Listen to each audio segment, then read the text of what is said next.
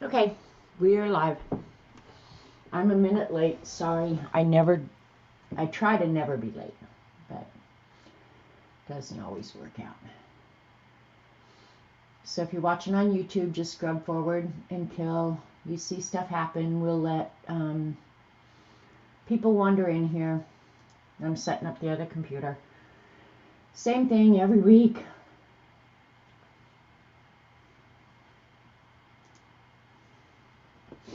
So smash the thumbs up button as you come in if you don't mind. It helps.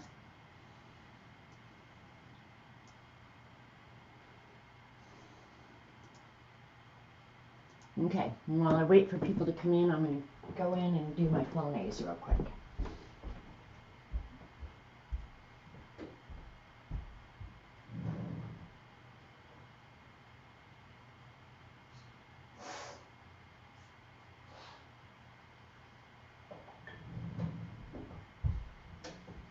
Okay, I was actually up looking for a book, and I didn't find the one I was actually looking for, but it's okay. All right, peeps, come on in.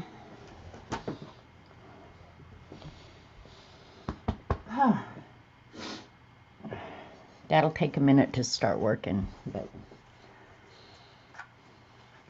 whatever. Hi, Michelle. All right. People start coming in. Hi, Angel. Orla. Hey, Kathy. I got your zines, or your Zentangle cards. I'm going to show them, Kathy. And the paint. The paint is awesome. Hi, Kat. Hi, Kathleen. So, I'm not feeling right on top of the world this morning. I don't know why. My gut's a little messed up. Hi, Dede. Yeah, so I'll do the best I can. And I did get notification that somebody had just mailed theirs on Friday. So I'll probably put off swapping them until maybe Thursday, so I can get to the mail on Friday and get them out by the end of the week. Hi, Linda. Hi, Candy. So, yeah, it's pretty quiet here today, being that it's a holiday. Usually it's absolutely crazy. Hi, Nancy. And this weekend here was crazy. I mean, these people, yeah, they don't have the good sense to stay home.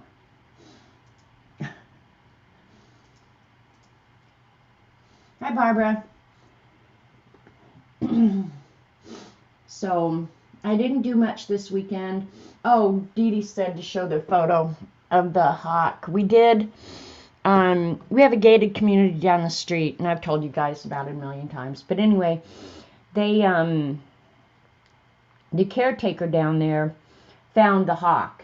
Hi, CB. And brought it down here because there's too many people down there, golf carts, cars, and he said it'll get run over. So he brought it down here, which was stupid, because we did talk to one of the ladies that ran the wildlife preserve here on Monkey Island. She doesn't anymore. I wish she did. But anyway, she said just leave it close to where you found it, and the mother will come back and take care of it. Well, there's so many dogs and stuff around this weekend.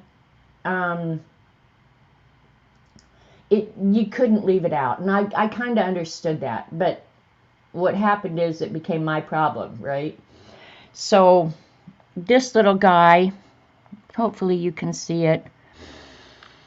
He looks like a crazy bird because all of his little feathers are falling out. So he actually looks like a crazy bird. Yeah, it looks pretty good on that. I took 1,000. Look at him there. He's like sitting on his butt with his legs sticking out. He wasn't hurt as far as we could tell. His wings and everything. Like, Robert was worried about that foot because he had it like all tightened up and it looked like it was hurt. But turns out he got up and he walked and he was fine. So, yeah, good thing about lockdown city folks, yeah, we're not that lucky. So anyway, I took a ton of pictures of this little guy. he was cute as all get out, I have to say, but it was nerve-wracking because you could tell that he was upset. But yeah, I'll leave that one too, because we'll talk about that in a minute. Anyway, I got on the internet and read immediately, hi Terry, hi Mindy, what to do or not do. And it said, don't give him any water, any food, anything. So I felt bad for him. Hi Kathy Berg. Because I really wanted to follow instructions, right? And I don't know anything about this, so I'm shooting in the dark. Yeah, I felt so bad for him because can you imagine, you know, you're living up in a tree just hanging out and the next minute you're being manhandled by giants. You know, I can't even imagine what the poor little thing was going through. But anyway, I found a wildlife refuge, about an hour away. So, unfortunately, they were open on Sunday morning, so we could take him over there. And turns out he's a red-shouldered hawk, and the guy says, oh, he's a little one. So he must be pretty young. And I think all the birds this year are delayed because our weather's been so jacked up. It's been cold here this, day before yesterday. It was down in the 40s overnight. That's unheard of for here. And today it's only 60. We should be blast furnace heat right now, and we're not. And that's why none of my garden stuff is doing well. Nothing's doing well, and we've gotten a ton of rain. Hi, Diana, Barbara, anybody I haven't acknowledged. So, yeah, happy Memorial Day to everybody. I think it's a great day to take a moment and honor our servicemen and women who paid the ultimate price to protect our freedoms. So yeah, I think it's a important day. So don't take your freedoms for granted. They're under assault all the time, so we need to preserve them. Okay, your weather's running 2 months behind. I would almost guess, I think my tulips and everything pretty much were on time, but everything else has been so delayed. My tomato plants are growing, and I do have some blooms, but it's going to have to get a whole lot warmer, and sunnier for anything to do well, really. But anyway, happy Memorial Day, everybody. Take a moment. And so let me show you guys the Zentangle submissions I've gotten. I only got 2 this week, and then I know 1 is on its way, and then by Thursday I'm shutting it down. That's it. I'm doing the swap on Thursday, and I'll go to the post office on Friday. So yeah, freedoms around the world, exactly, and they're definitely worth preserving. So this one came to me all the way from East Sussex, England. Terry Brett. Let me make sure I'm getting all this right. I'm scared to death I'm going to get everything goofed up. But she made this really cute card. Look at that. With a little note. They did reach me in time, Terry, so you're good to go. You were unable to finish them and sent earlier because of being in the hospital. I hope you're better, Terry. And you enjoyed doing them. I hope everybody did. If they're too late, yeah, they're not too late, so you're good to go. You're going to participate in the swap.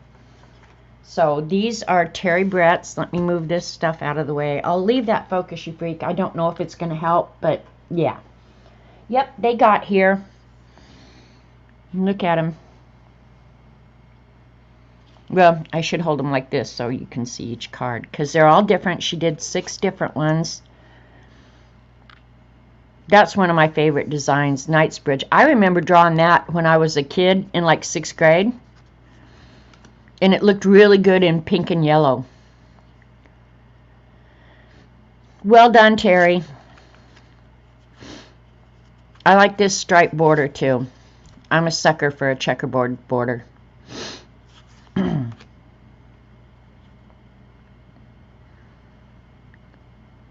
Everybody did so good. Unfortunately, I get to keep one of all of them. It's beautiful here in the South Carolina.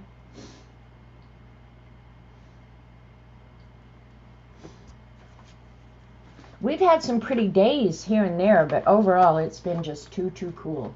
So thanks, Terry. That was great. And then the other set I got was from, hang on, let me get this stuff out. Kathy Arbor, who's in chat today, and she did hers on stream. She did a big piece of art and then shrunk it down and made like photographs of it.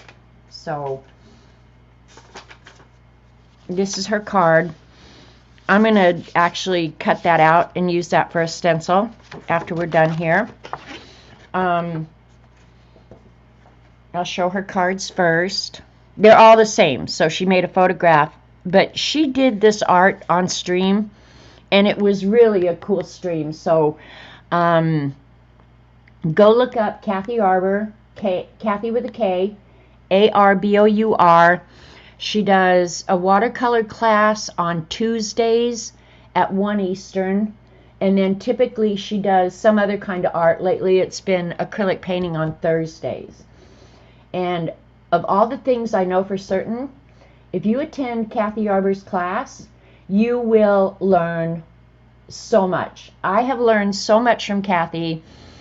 I try to never miss a stream. I had to miss it when my grandson was here, but I went back immediately and watched the recording. Okay, the camera's putting a little bit of a shadow on it. Let me see if I can get it there. Is that better? But yeah, of all the people on YouTube, I would have to say Kathy Arbor's streams are time well spent. Undoubtedly. Kind of like Dede. Hi, Elaine. Crap all weather, right? It is pretty. It's just so delicate. I don't know. It's just so awesome. So I'm glad I get to keep that. And then in the package, I was surprised and amazed and happy. She sent me some Schminke granulating watercolors. So I'm a lucky girl, right? All right, I'm not going to put it back in. I'll just stick it in the envelope.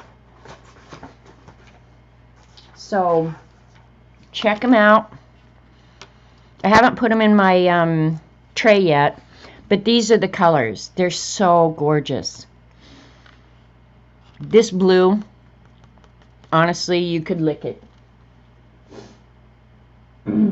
So thank you, Kathy. Thank you so much. I will be playing with these bad boys very, very soon. I am a lucky girl. Hi, Darla. Hi, Sherry. I missed some people coming in. Hi, Function Light. I just call you Flo or Folo. So we're licking things already. Well, only if you want to. Only if it's desirable. So yeah, so I was lucky to get those. And then also in the mail, and this is the last thing I really have to show that I received, because I haven't been ordering anything. I got a card from Teresa Peterman. She makes them, and they're always well done and gorgeous.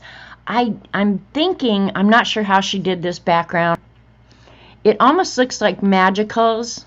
But I don't know. But I don't know how she did that background. I'd love to know because it's so intricate and so cool. But I would love to know. And she always does die cuts and layers stuff, and they're always so beautiful. She has some health issues, so she has good days and bad. But she gets these letters out every month. So Teresa, as always, thank you. She was talking about baby squirrels in this last one, and honestly, the baby squirrels right now are the bane of my existence. They dig in everything. You think so, CB? You think that could be alcohol ink? Well, it looks up here like it was kind of embossed. I can't tell. But it's really a cool technique, whatever it is. And then she's kind of trying to de-stash, so she sent me this folder. And I think it's perfect. Let me see. Yeah, it's perfect for the size of my beast. So I have a leather cover for my beast, so it'll fit perfectly in there. So, just beautiful. Again, thank you, Teresa. You're always so generous, so kind, and I pray for you all the time. I know it is what it is, and you do the best you can do, and you do great. So, kind of looks like a doily print. Well, see, that's just it. I don't know. I really don't. Teresa generally watches my videos, so maybe she'll write it in comments for me what it is and how she did it. And the reason I thought Magicals originally was because there's some white flecks in it, and I can almost rub them off. So, but yeah, Magicals don't behave that well, so that kind of does that theory in, because they don't behave at all.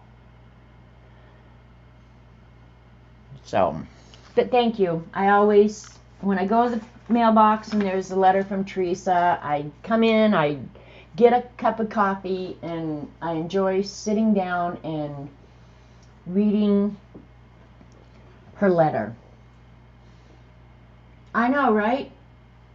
Flo, I am always the recipient of beautiful things, because Fibs are really generous people. They really are. They're awesomely generous people. So I am 2 weeks behind on Dede's homework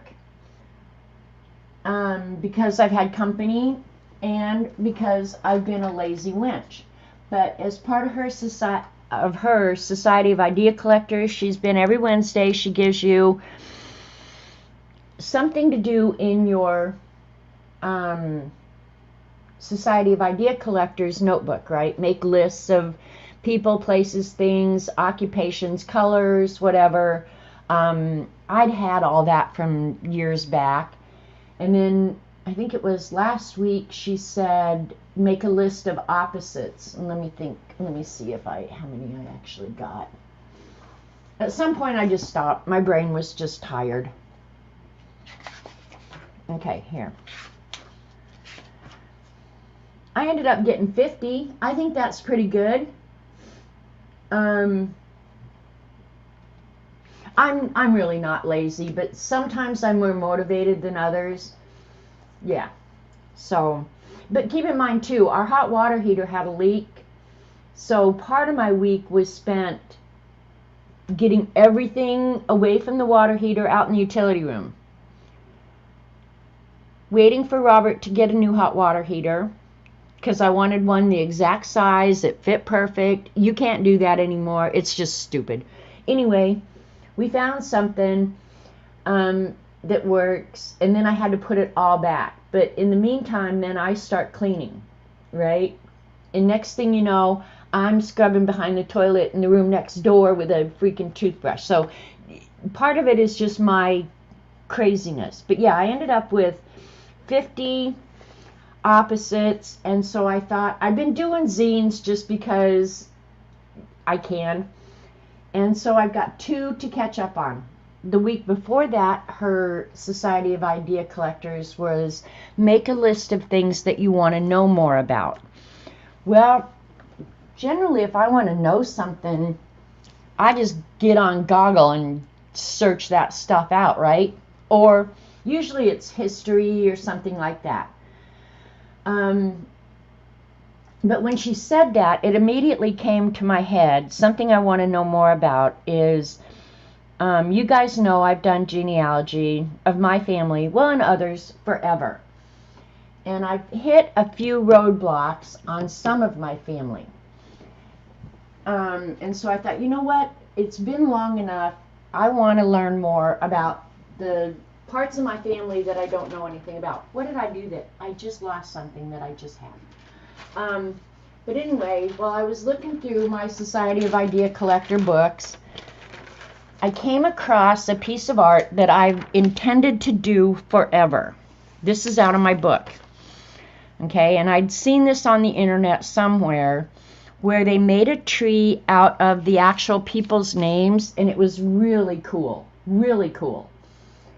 So I thought, I'd like to incorporate this. Of course, I want to do it great big to fit on the wall, because I have a wall, and I took the picture the other day to show Dede when we were talking about it. Let me see here. But this is, and there's one of these pictures that's crooked, so just don't get your panties in a wad, because I about crapped myself when I saw it. But on the wall in my front room are pictures, and I know you guys won't be able to see them, but you'll get an idea of what it is. Here is my mother in the middle, and my mother and my biological father there. Oops. Everybody on the right side is related to my mother. Everybody on the left side is related to my biological father. I received these pictures from my aunt. And then I had to, if they weren't identified, which most of them were not, I had to go identify the people. And it was a ton of fun. One slide. Oh, I notice it. No, I'm not going to do a mural. I wouldn't mind doing a mural, but yeah, I'm not up for that. So anyway, this is like all my ancestors going back at least 2 generations. This side goes back 3. But I thought I would make a zine and use this art, and then part of that is tell stories about the individuals that I've heard from either researching on the internet, talking to mother, whatever, right? I'm not going to mural. Nope, nope, nope. So this is a piece of art that I'm using as inspiration, and I've had this literally for years. Years I've had this. So we're going to try and do a real small version of it in a zine, and we'll see how it goes. So I'm going to start a zine from scratch. I have made some notes, so I kind of have an idea of what I want to do. And if the camera goes crazy, just deal with it. That's all I can say. All right, there. I got it seated well. Now it should be a little bit better. Keep your fingers crossed. Thanks, Terry. See, I really like old stuff like that. Like, nobody but me is going to ever probably appreciate that stuff. We're going to try a little bit, Dede. It's going to have to be really, really small, but we're going to try. And I'm going to use the Food Aid Touch pens that you showed this morning, because I bought them, and like you, I don't use them near enough. And then it makes me want to go out and buy more, because you get jet pens orders and I don't. And then you just torture me.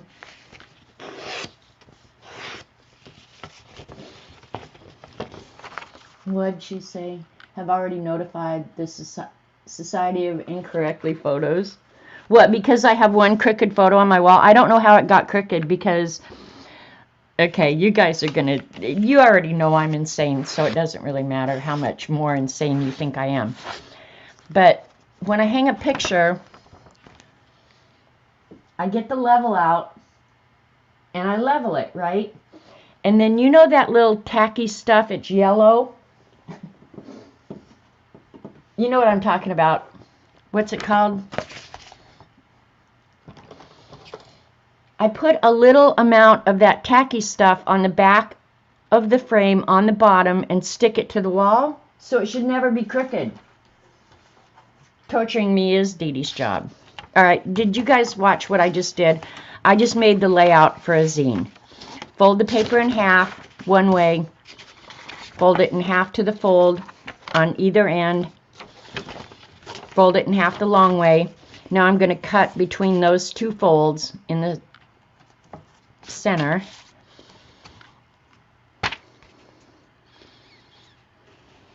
And I really need a new X-Acto blade, but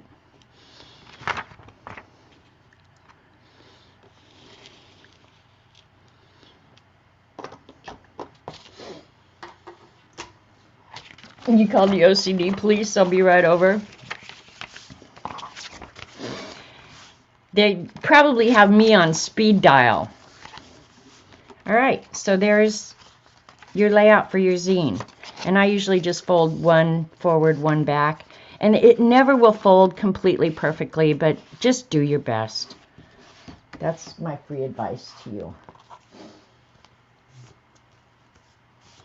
One of the things on your list was genealogy too. Well then, after I got thinking about this and working on it, I no longer have my Ancestry.com subscription because I wasn't using it and they weren't uploading new databases, and so I just felt like it was, I wasn't really getting a lot of benefit out of it other than looking at other people's trees and stuff like that. To me, it just wasn't worth it. So now I'm kind of negotiating with myself whether or not I want it back. So first thing I do is number my pages.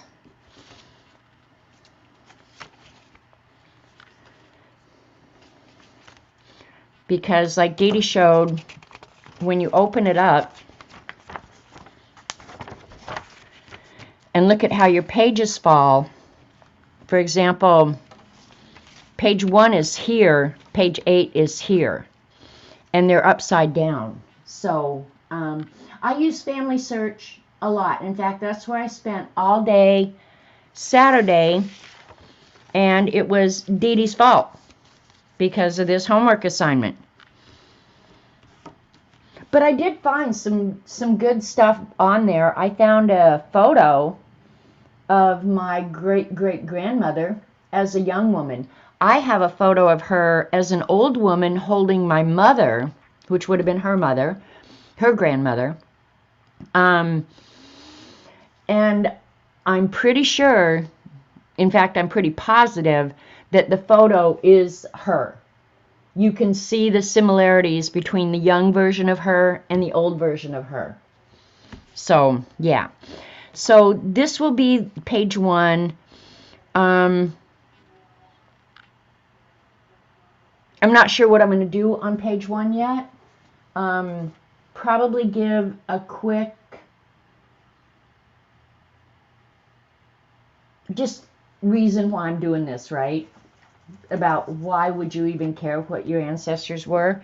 And then on this inside page, I think is where I'm going to put a much smaller version of this tree.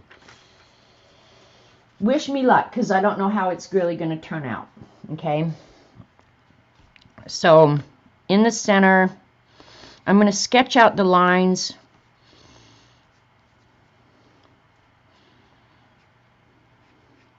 And if I wanted this symmetrical, I don't know if you guys have ever wanted to do completely symmetrical art, but if you wanted to do it, draw one side of it, get some carbon paper, and flip it over. It's really the only way you're ever going to get completely symmetrical art. I don't really care. Okay, bye Yvonne. Hi Yvonne. Bye Yvonne. Hi Mary Lou. Your daughter and you make a list of things to look up, then I subscribe for 6 months to get research and then cancel. Yeah, see, and I think probably I might do that if they offer me another free subscription for a month or two. Do it sideways with the branches carrying over from page to page. Oh, Dede. Look, that's why I love Dede. Like, okay, so you're saying do it this way with the branches, and then like this would be like go to page 4 and do those people on that. Is that what you're talking about, Dede? Am I smelling what you're stepping in? My library has always given free access. Yep. To any of their databases. Now, I don't know how much else they offer. But there used to be a real active genealogy community in my library because we're one of the few libraries, believe it or not, in Grove, Oklahoma, that has a huge amount of Native American ancestry. And Native American ancestry is a whole different ball of wax, right? And I've done a lot of it because I did my stepdad's family. All right. Well, we can give that a go. What the heck? I just thought it would look cool. But there's no reason it couldn't look cool the other way, too. All right. And when I do these, I actually do start directly on the finished piece. I just do it lightly in pencil and then erase. Okay, so I know I'm on page 2-3 here. I did that for your benefit. I don't need it. All right, so I thought I would start with the trunk. Yeah, then it wouldn't matter if it's symmetrical, right? Okay, here's the trunk of the tree. All right, I think I can get both of my parents and their parents and then move up. Dede, I think you're freaking brilliant. Don't go around telling Buddy I said that, though. Jeez. And I need to know right now, did you shave his back like he asked you to? Or are you here wasting time? You have just have more carrying it over. Would have. Okay, yeah, I see. All right, so this will be mother's side, this will be dad's side, and then from here I want 2 limbs going up like this, right? Same over here, and I'm going to do it kind of as symmetrical as I can. Dede, you're brilliant. You are so not as dumb as you look. I swear to God. I might get 3 generations. The problem is with my grandmother, she's the one where I have so much of a roadblock. That was funny this morning, right? Buddy is a hoot. No back shaving. I told her to get him some Nair. So much easier. Okay, so let me get out, because I thought the lettering would be really pretty with brush pen, right? We'll just get this out and let you guys drool over it for a minute. Check this out. It's a cool pencil case. And look at all these cool brush lettering pens that I've got. I'm so lucky. All right. I think the people's names, I think this is one of the pens that Dede showed this morning. Yeah, it's a real fine nib, black.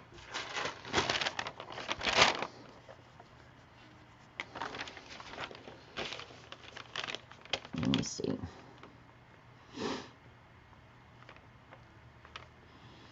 The thing I'm worried, well, because I'll have more room now, because one of the things I was worried about, yep, that's going to be perfect. And then I'll get, because I have another idea. You dish me on my pens. No, I don't dish you.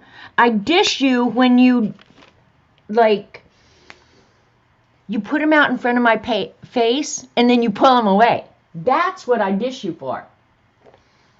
All right, that will be the leaf color. Yep, it's going to be black and white. And then I might want a red. No, I'll use this one.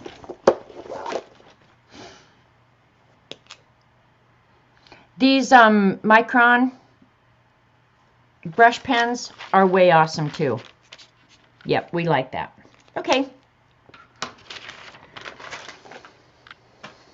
I am a lucky dog. The crazy thing, and I don't like pen holders like this, but I get to the point where I almost have to use them to keep things together. Okay. So let's, I'm going to write it in pencil first, and then we'll try and do the lettering. Okay, and I thought if I did like some ground level, right? The names of me and my siblings will be under the ground as roots, right? So my oldest brother's name, and I'm going to write larger than I would, is Richard.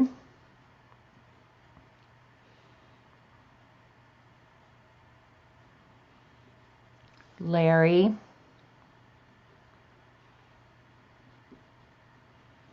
Martha. Gary.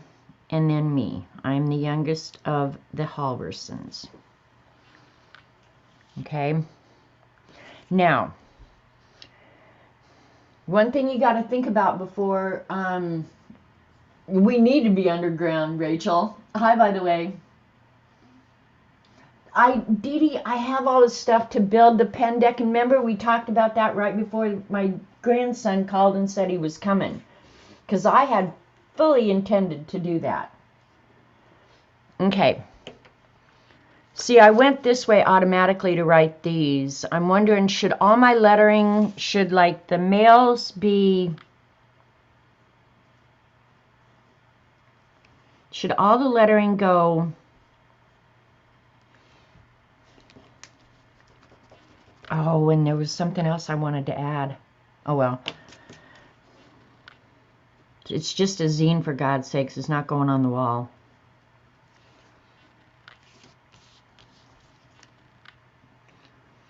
Put her lettering going one way.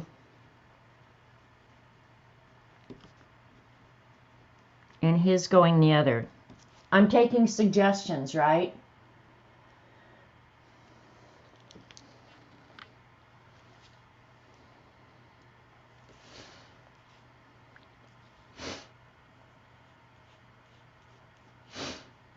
And I should pull up the file to make sure that I'm getting these names right. All right, I might need more room. We're going to wait and see. All right, so, and because I'm going to have more room, I probably will write on either side. But it kind of looks nice when it's all one. No, it's going to have to go all in one word. Because otherwise it's going to look lumpy and I won't like that.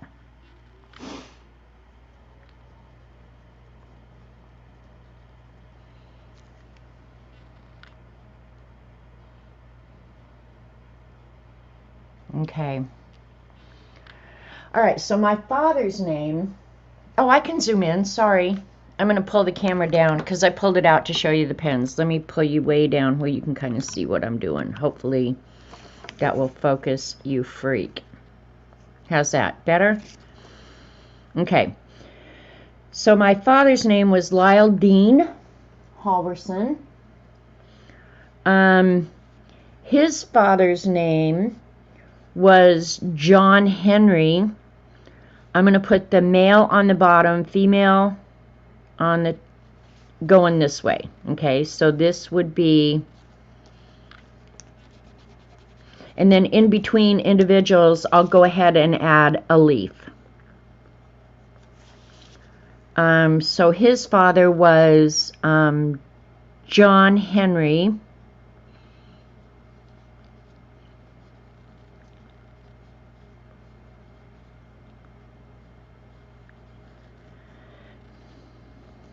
And then I'm going to have to write little instructions, see page. And then I'll fill that in later. His mother, now this name is going to kill you all. It went out of focus. My grandmother's name was, focus you freak and then turn it off. Okay.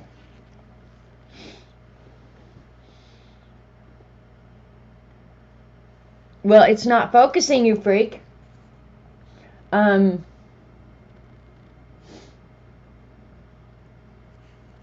right, let me see if I can turn autofocus off now and see if that helps. Anyway, my grandmother's name And those of us in the family went round and round about it, if it was really her name or if it was not. But her name was Effie Clarissa Manila Wold. Effie Clarissa Manila Wold. I don't know what those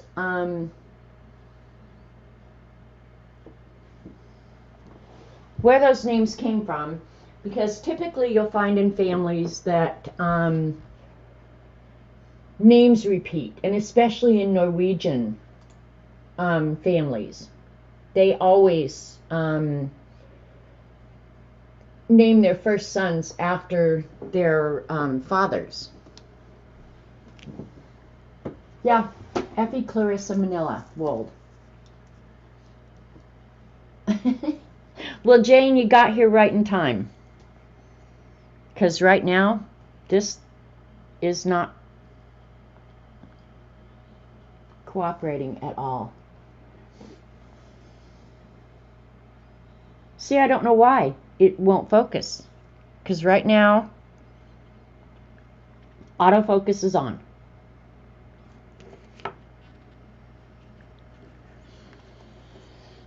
Let me see if it'll focus on black and white.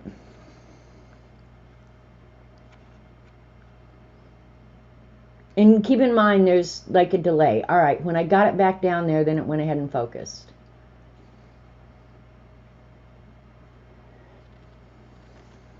All right. Fourth in line of James. Yeah, James was huge in our family too.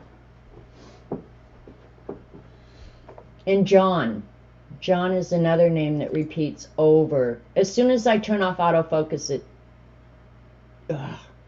All right, I'm leaving it on right there. All right, let's see if we have better luck. Anyway, back to what we were...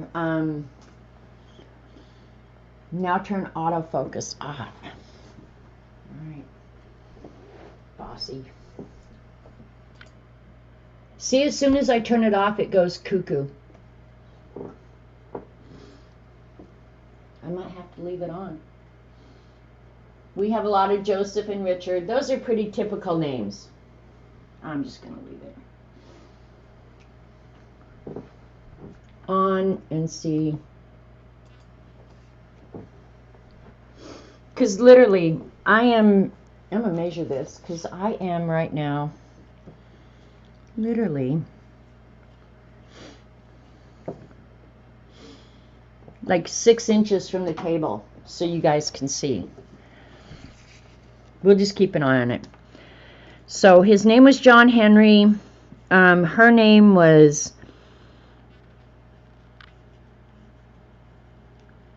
Effie. I have room. Yeah, it's a cool name. We're going to do it all. Clarissa Manila Wold. And I'll try and write smaller than that. On mother's side, I'll do her father first. And he was...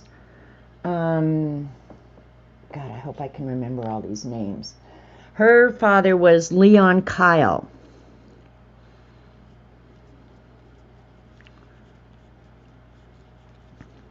Knight with a K.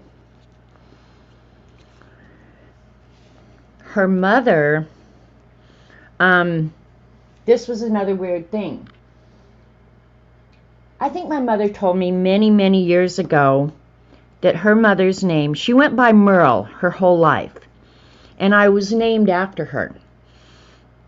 But I remembered Mother telling me years and years and years ago that her name was actually Carolyn. And in all the years that I did genealogy, I could never find if that was true. And she was born late 1800s. When you didn't have necessarily documents, people wrote it in their Bibles and stuff like that. But I did finally, just recently, found out that, in fact, her name was Carolyn, but she never used it. Carolyn Merle. I'm going to have to write that one. Probably should have switched these two around. I'm going to have to write it smaller or leave off the Carolyn Merle Coleman. And she was one of, I believe, 9 children. I could look it up, but yeah. I think she was one of 9 children. They had a big family. And incredibly, incredibly poor. The Knights were very wealthy people. She came from a very poor family. All of the Norwegians had to work really hard. Most of the Norwegians in my family were farmers. And believe me, they worked their butts off. But we'll come to the point as this goes out where the immigration happened. And they took advantage of the government's land grants, and so they all ended up with pretty large farms because they were willing to clear them. They busted their asses, really. They were willing to clear the land, and if you cleared it and lived there for a certain amount of time, you got, I want to say 360 acres. If it wasn't 360, it was 180. So most of these people on this side of the tree were all farmers until John Henry. John Henry was a salesman, a traveling salesman. He was probably really naughty, if the truth is known. Aren't all traveling salesmen naughty? Never met him. He died. But I did know my Halverson grandmother. She made the best. I lived in the city. So, I mean, we walked around a lot, but we didn't, like, walk to different neighborhoods. When I went to visit my grandmother, night, my grandmother, Wold, lived nearby, so I could walk over there. And I could call her on the phone, and it was a 4-digit number, which was really cool, too. But she would make handmade donuts, cake donuts. And when you left her house, she would send you home with a bag of donut holes. She was a wonderful, wonderful woman, really. All right, here we're going to start the lettering. Hopefully I can do as good as Dede. I'm checking over here. All right, we're just going to go for it. If it doesn't work, who cares? It's paper. We'll throw it away.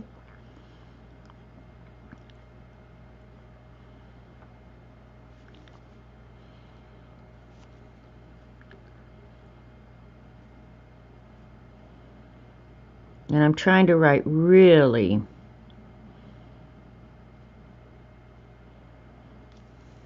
Can you see that?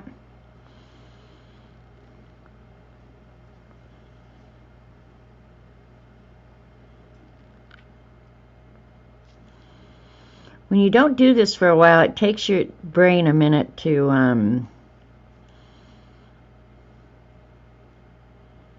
hone back in on the skills, right?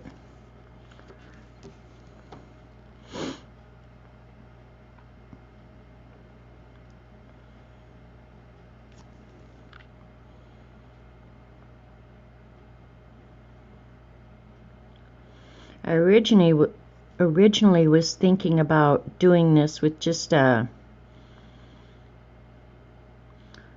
pen and then going back in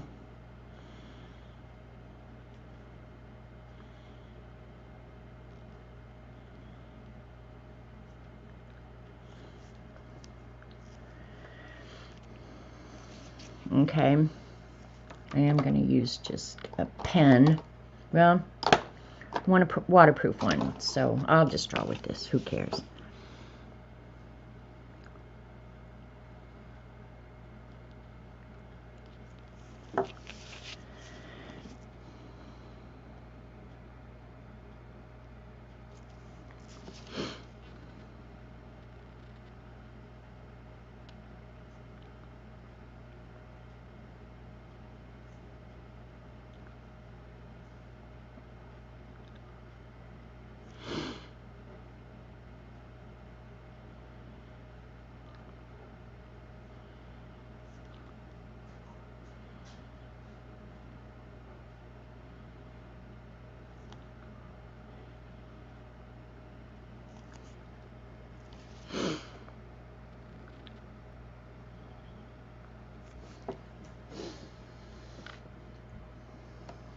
Thanks, Dede. We'll see how it's going to go.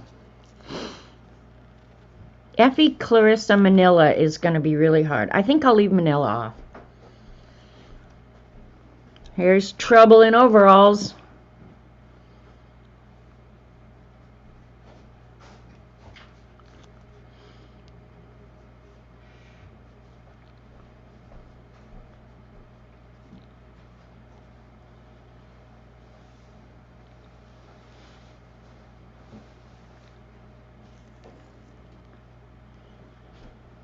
So far, so good.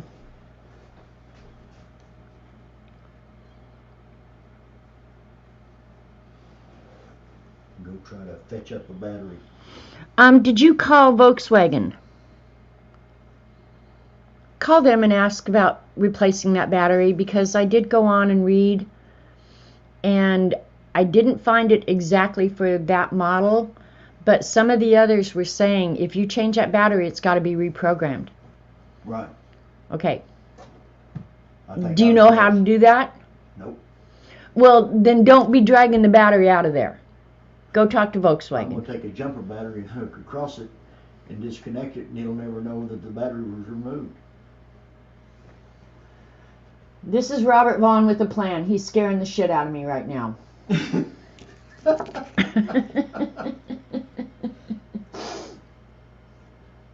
How can you leave off Manila? All right, if you've got a plan. I think I do. All I'm just telling you is that car had better be drivable by Thursday. That is the rule, okay? You understand that? You get that? By Thursday? Why it's Thursday? In your brain. Because I'm going to go to the post office Thursday or Friday. Oh. Okay. And I'm not driving the Kia, so fix my car. Well, then you can go by air. Air, you going my way. You're about ready to get your ass kicked. If I was you, I'd get out of here. Okay. The battery in my car went dead. And with these new cars, it's not as easy as just yanking out a battery and putting a new one in, right? So, yeah. I want that a little darker, and I might have goofed up. Oh, well. Yeah, I'm going to have to leave Manila off. I just don't have space for it.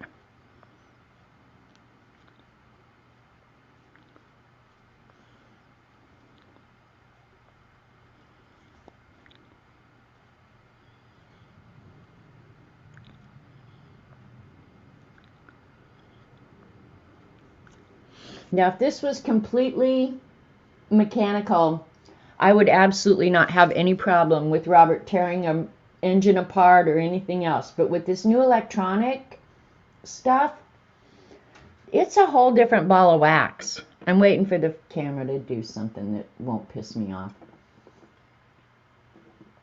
Shave his back. Robert doesn't have hair. I mean, on his head, he's got really nice hair, but otherwise, no hair. All right. Isn't it weird? It's just weird how this camera decides to either agree or not agree. I don't know that I understand.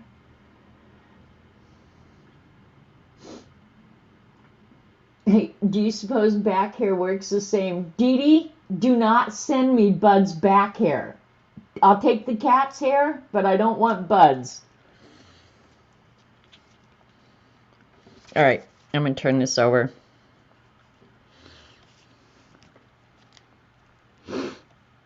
All right, and I put her last name, his last name there, so I'll put hers here. E. All right, we're just going to do the best we can. I really don't want it on two lines, though, so let me plan this out before I do it, because if I get it done and I don't like it, I'm going to be a little mad at myself. So, all right, we're going to put her name on the top because it's longer. Sorry. Like, I can fit his name there, but I'm going to put her name here as the branches, because my mom's going to have to come all the way out here to here. Okay? Okay.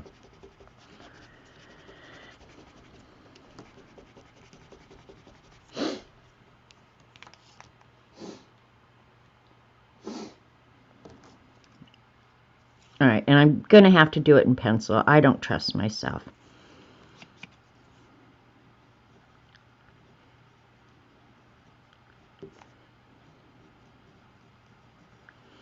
Okay. And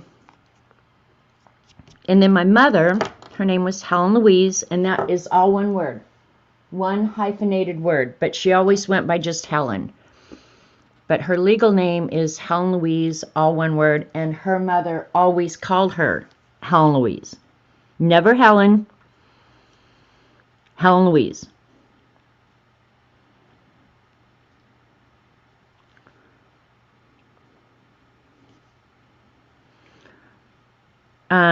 And I said she was the one that grew up in a poor family. But after she married my grandfather, he was a merchant and had several dry goods stores in Iowa. And they turned out to be quite wealthy people. I'll give you an example of how my mother, who was an only child, by the way, which if you're familiar with only children, tells you everything you need to know about my mother.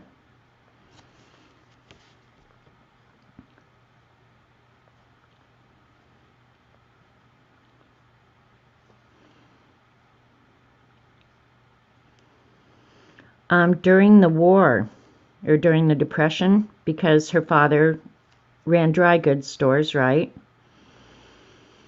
And nylons were a real luxury. My mother never wore the same pair twice, if that gives you some idea of what her life was like.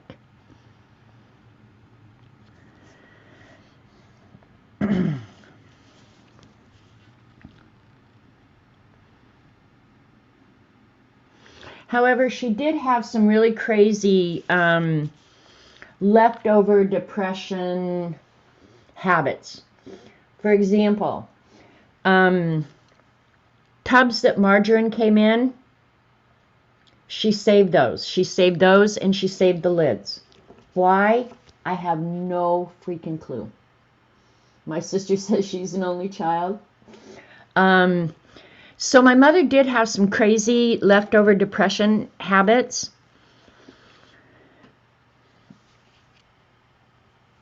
But yeah, she was absolutely spoiled rotten. Your mom used to paint the lines from the nylons on the back of her legs. Isn't it funny, the things? You'd have to hit me over the head to get me into a pair of nylons. Okay, so now let's think of the length of the names. I needed to put Carolyn Merle Coleman. Yeah, I'm going to have to put Leon Kyle here. It's just easier. So I'm doing the best I can here.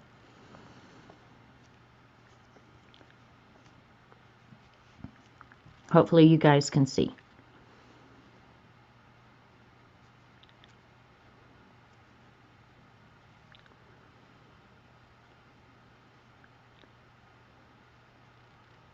And I don't care if the lettering isn't all the same size. If I cared, I'd be using a lettering guide. Because in an emergency, what you need are exactly, Flo. Why would you save margarine tubs? I'll try and think of some other ones that she did because they were crazy.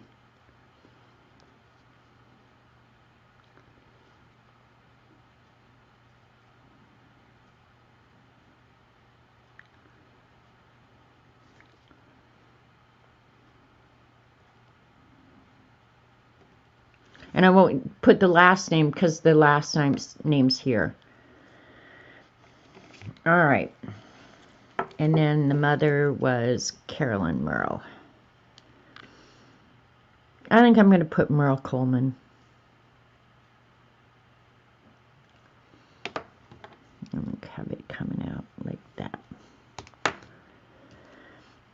Yeah, I'm going to do Merle Coleman because there's not room for...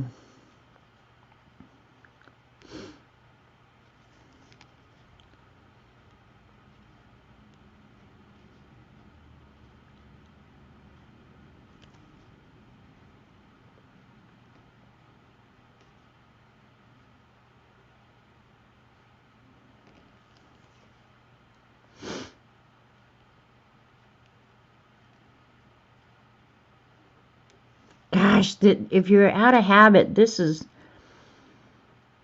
so hard.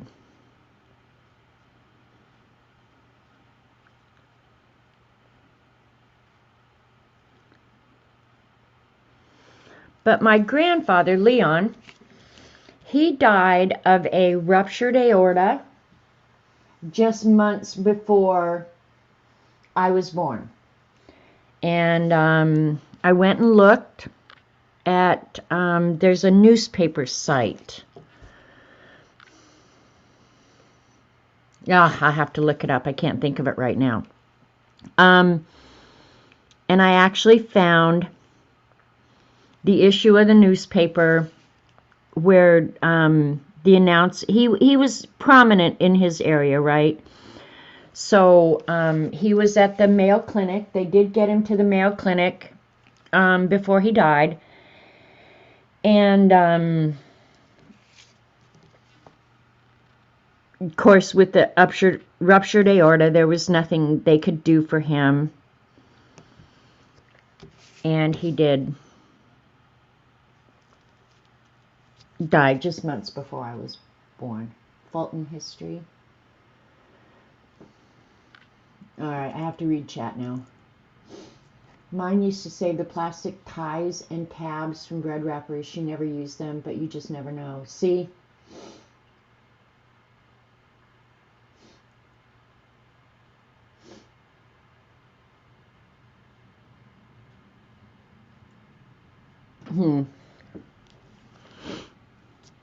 When you say Fulton history, Kathleen, no, this one, it drives me crazy that I can't think. I subscribed to it for a long, long time. But it's crazy. Just going back and reading the old newspapers, oh my gosh, how interesting is that?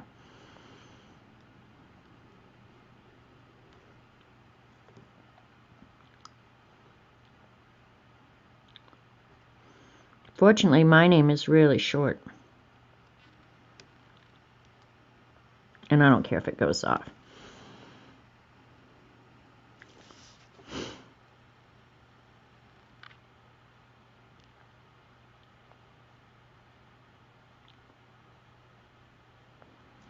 My brother Gary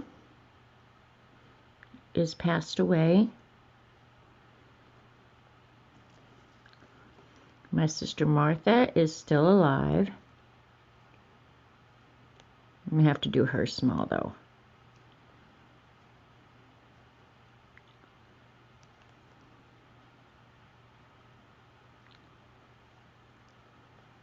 Martha and I were 8 years apart, so it wasn't like really having a sister. She was pretty much grown and gone before I figured out anything in life. Larry is still alive. He's a good egg. Hardest working guy I know.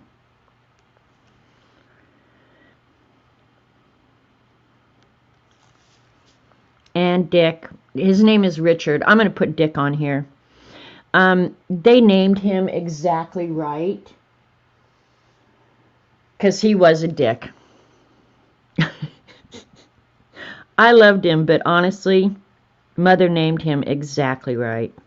He was the oldest, and he had oldest child syndrome. He was a dick.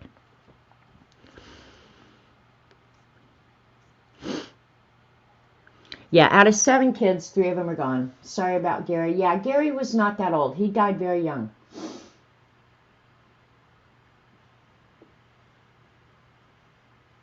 Okay, Fulton History is a newspaper. Okay, Fulton History, yeah.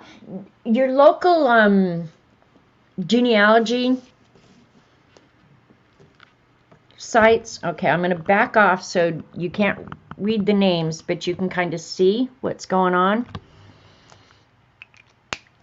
Doesn't have the same effect of having it all on one page, but yeah, I think it's so far working out. Your father, hey Julie, your father-in-law is a dick too? Yeah. Sometimes you just name those people exactly right. Well, before Dick died, he was in his 60s when he died.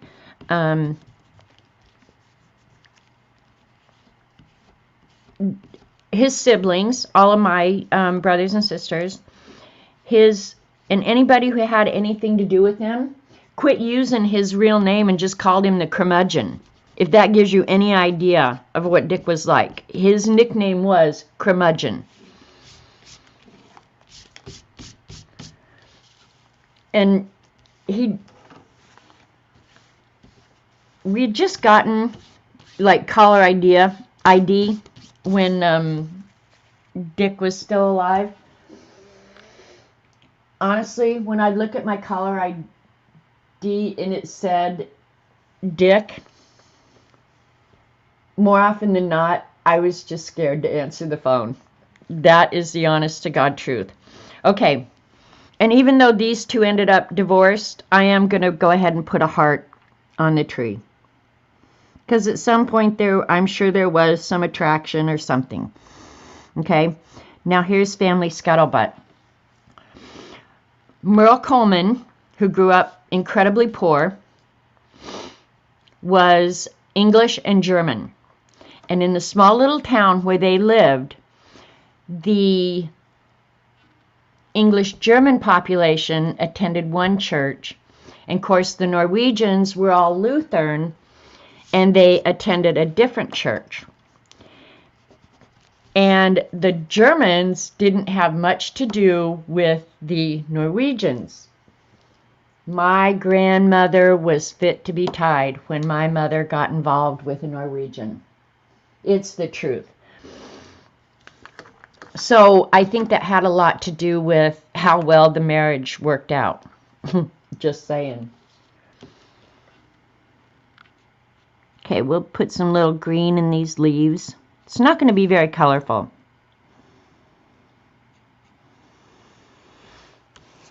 But yeah, that was a big issue. The Norwegians were deadbeats. And my grandmother, who was a matriarch in that little town, absolutely was horrified that my mother would get involved with one of those deadbeat Norwegians. Now, I will give her credit. In their older years, when they were both widows, my grandmother was very good to Lyle's mother, as was my stepfather. My stepdad was so good to my Norwegian grandmother. And she looked at him one time. I remember we went to pick her up to take her to dinner. And she looked up at my dad. And my dad was really handsome. And she said, "You're better to me than my own son." She really liked my stepdad. And he was. He was very, very good to her.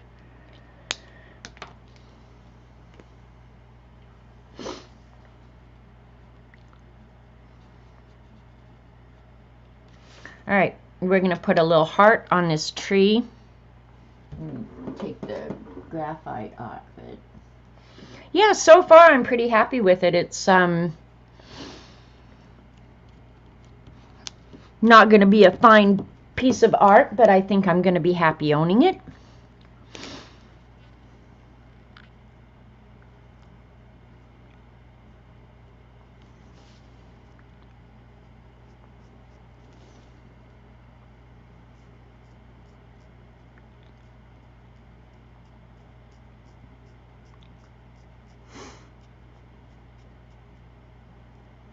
Plus, I'm getting to use pens and stuff that I never get to use, so the heart is pretty caca, but it's okay.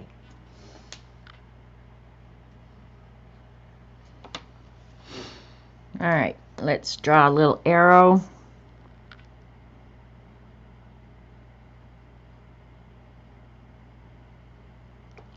do the heart.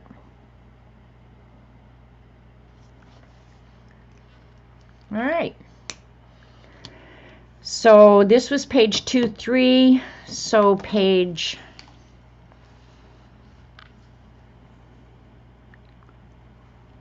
I'll write this neater later. See page 4.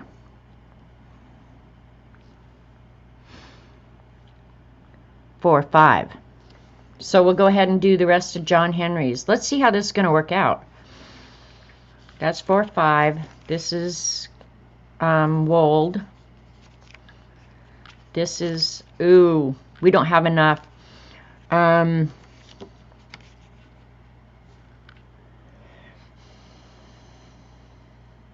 All right, let me think about this just a second, how to do the layout. So if we have John Henry coming out here and 2 branches for him, I might be able to get the whole next. I think I'm going to do it that way.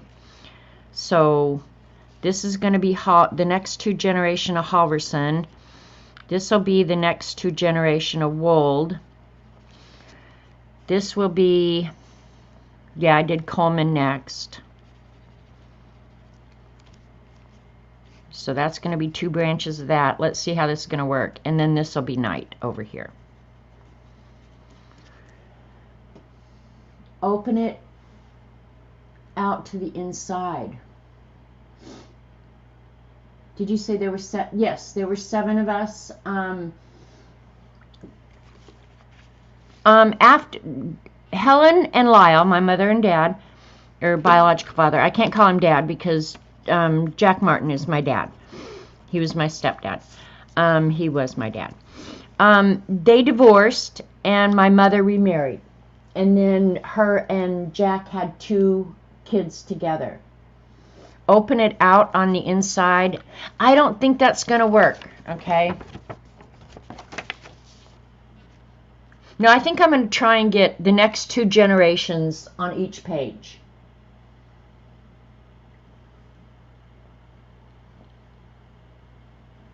Let's just quickly sketch it out. Why not? So it'll go from John Henry, and then let me think about his. John Henry's father was,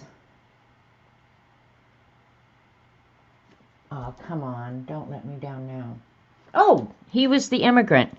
He was Michael.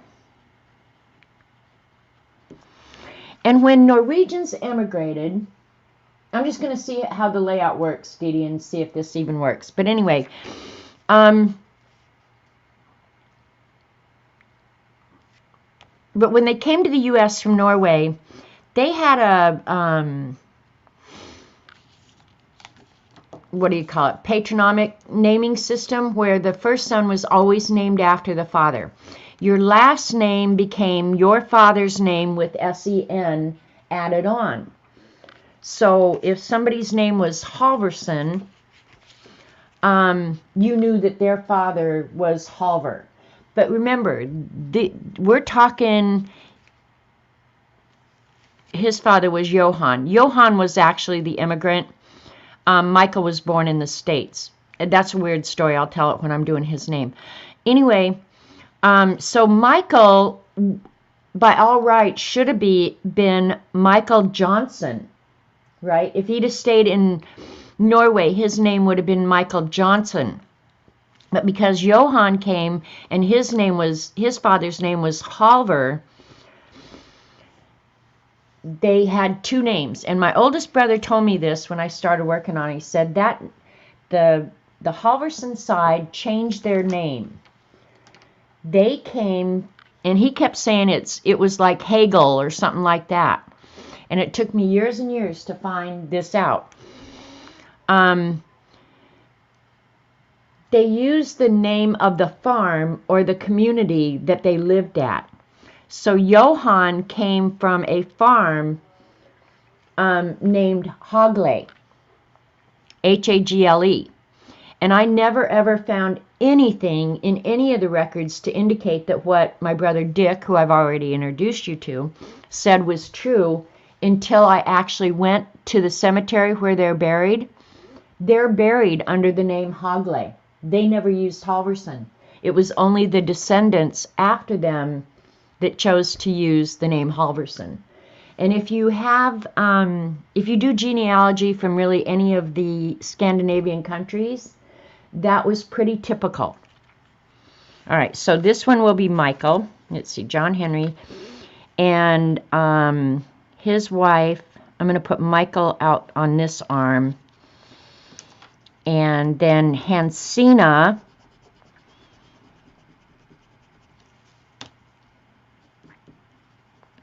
Yeah, I think this is going to work. Hansina, she came, her first name is actually her father's name, Hansina, and then she came from a region, and I found a cousin of mine who still lives there, named Longingdal. Now, I don't pronounce it like the Norwegians do, but that name is still in existence to this day in Norway. So this is going to be Michael. All right. And then on the Wolds, let's see. Get 2 out of there. It's going to be, her father's name was Elling. And her mother's name was Katrina, but she went by Cora. According to my mother, Cora was me. That woman was hell on wheels. And they also ran a little grocery store in a small town in Iowa. And they paid to get electricity to the little town that they lived in. They had some money. They weren't the deadbeat Norwegians. They actually acquired quite a bit of money. They were merchants. Okay. Then the Colemans, let's see, her father's name was Joseph.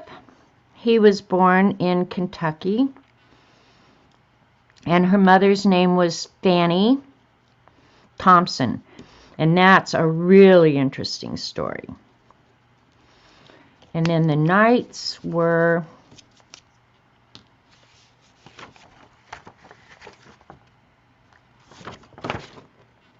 yeah, I'm not sure this is going to work. His name was John Wilbur.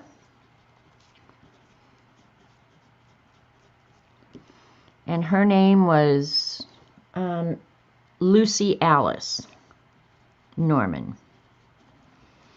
Okay, now if you've been impressed at my memory, this is where the memory falls apart. Make sure and click live chat. Okay, thanks, Dede. Hi, G. Brody.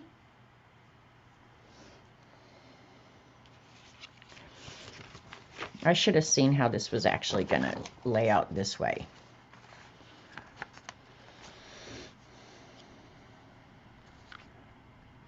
Yeah, because you're going to have to turn the zine to look at it this way, so you're actually going to flip the page like this. I think it's going to work. If it doesn't, oh well, you guys have heard a lot of family history. All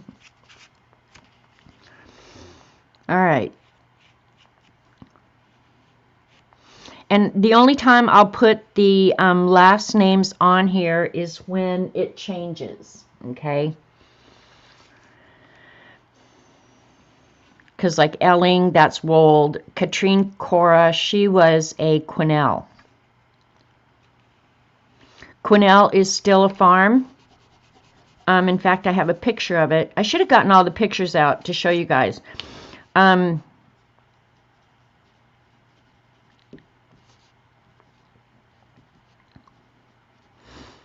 the Quinnell farm still is an active farm in Norway today. Hi, Peggy. Just keep flipping. Yeah, I think that's what I'm going to have to do. And that was Frances Althea, but I'm not going to put her middle name. Joseph. I'm going to have room, so I'll go ahead and put his last name. I don't think... These people didn't use middle names. Like, all my family has middle names except for the Colemans. And they just always went by their first names, I guess. I never found nicknames or middle names for any of them. So when you had multiple generations of Joseph Colemans, you had to have dates, birth dates, because, yeah. All right, so we're going to do Michael, and he did use Halverson, so I'm not going to repeat that.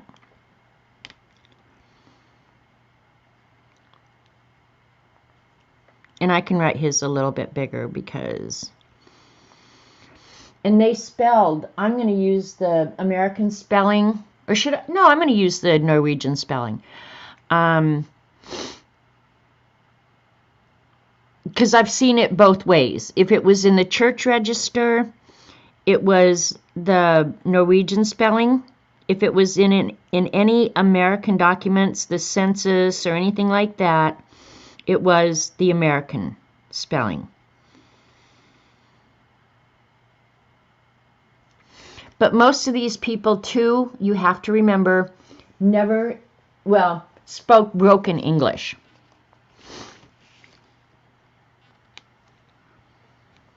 And then his wife was Hansina.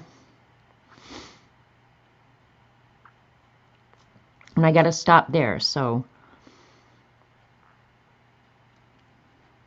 This woman was absolutely stunning to look at. And she aged really nice. Michael, I think I just misspelled that. M-I-K-K-L-E. But Michael died relatively young. Hansina was left with 3 children, 2 boys and a girl, on her own. And Michael, hit his head in a wagon accident. The wagon tipped and he hit his head, and he came home and said he had a headache and went to lay down. And when she went to check on him later, he had passed away. So she was left with 3 children. And in those times, that had to be incredibly hard. You didn't have the government agencies, but communities took care of situations like hers. But they must have done all okay.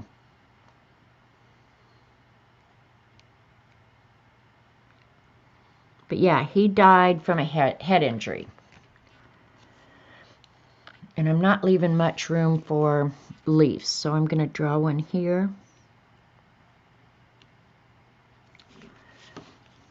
Partial one here.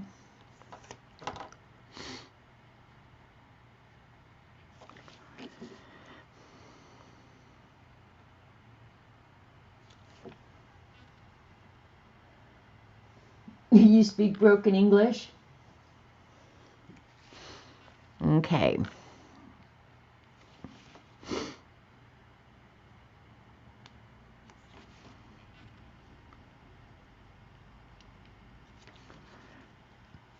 Okay, so his name was Elling. Yeah, and that was the only name I ever heard him called by. My mother actually knew Ellingwold. He ended up crippled. He owned a store in a small town. And he ended up in a wheelchair. I don't know what happened. I don't know if it was a stroke. I don't remember. But my mother liked Elling very much. She said he was a very kind man. And his wife was the one that was hell on wheels. She was the driving force in that union, according to my mother. Now we're going to run out of people that my mother actually knew soon, because I don't think she knew Elling's father at all. But she did know my dad's grandparents. Those deadbeat Norwegians.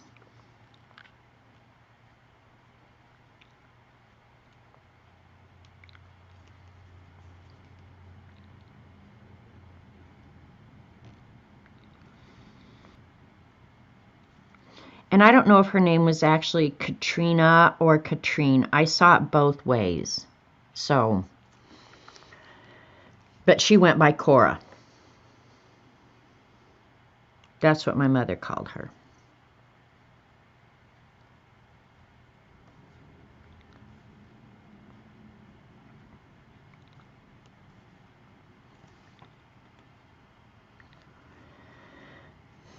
I'm not going to fit Quinnell on there, so I think I'll just put Quinnell on her father. Okay, and then this one.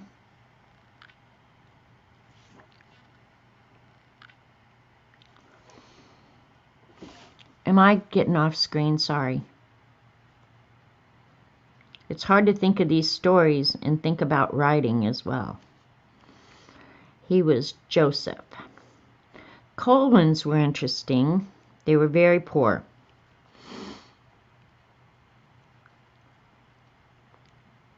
He was a farmer, but apparently not a very successful farmer. And my grandmother always said, that is horrible, that those kids had to work so hard.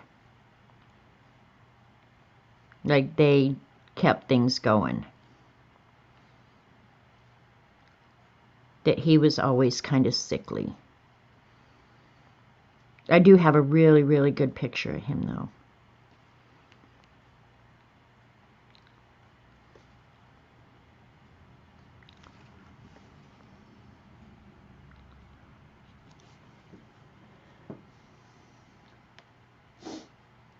It's a wonder any well, you know, Dede, when you think about the times, honestly, we sit around and whine today about the hardships of our lives. If you read some of these things, and I'm going to take a break here for just a second, the things that happened, and if you looked into your family or things had been written down or you went back and read the old newspapers, you'd be shocked at the hardships that these people had. I mean, we are a bunch of spoiled, rotten pieces of crap if we whine even one day of our lives. These people had 9, 10, 12 children to feed, to clothe, to educate, all while trying to scrub out a living on a piece of land that may or may not have good dirt. You know, it's just like, we have no clue. We need to sit down and shut up. Anyway, this book, I brought this down. I had talked about it once before, and I have another one of letters from home. But this is a diary of Elizabeth Corrin. She was the wife of a Lutheran pastor that many of the people up in that area of Iowa paid his way to come so that they could have some religious teaching. And they moved the Lutheran religion here to them. He came first for 2 years and didn't have a home. He traveled from home to home and stayed with the homeowners, and went back and married her. Went back to Norway and married her. They were apparently engaged before he moved. He went back, married her, and brought her. She was from a very well-off family. I'm not sure anybody was well-off in those days, but if you were part of the state church in Norway, you were well-off.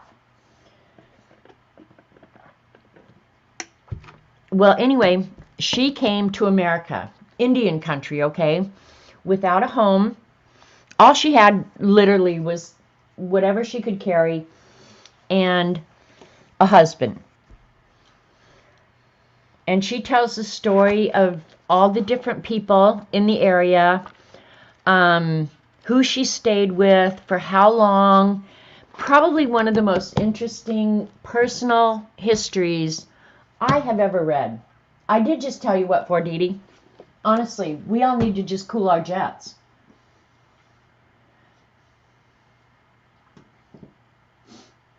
Make sure on the other side of the tree. I think I just goofed up, I did, Dede. I just goofed up. So now we're just going to go all writing one way. Sorry.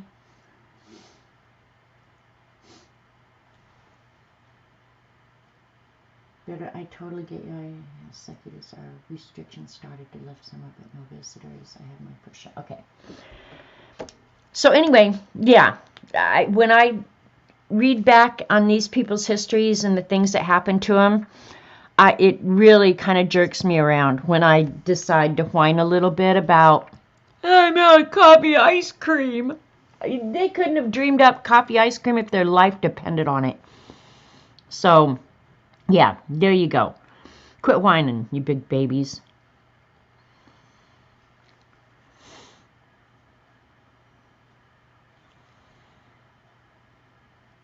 I think that's human nature, honestly, to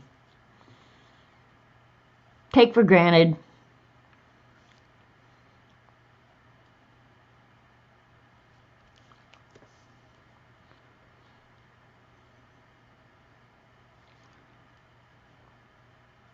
And we're all guilty of it, but sometimes it doesn't hurt to stop and think, man, the things your ancestors did for you.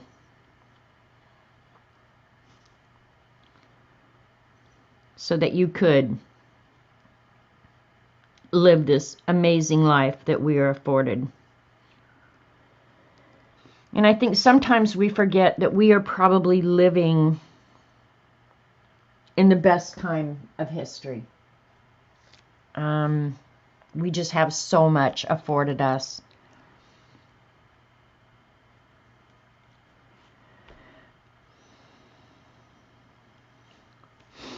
All right, this guy has a short name. Thank God.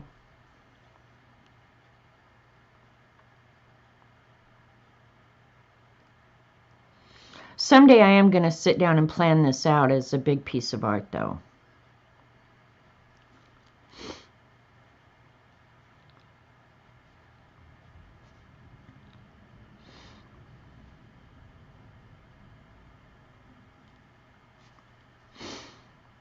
John Wilbur.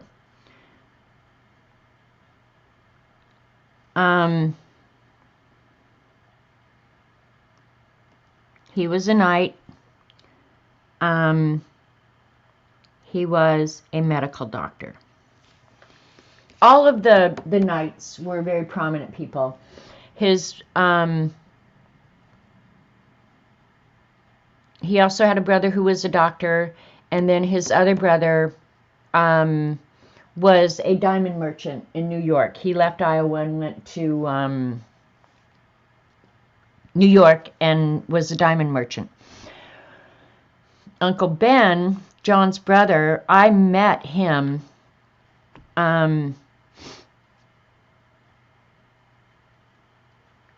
he stunk like cigars.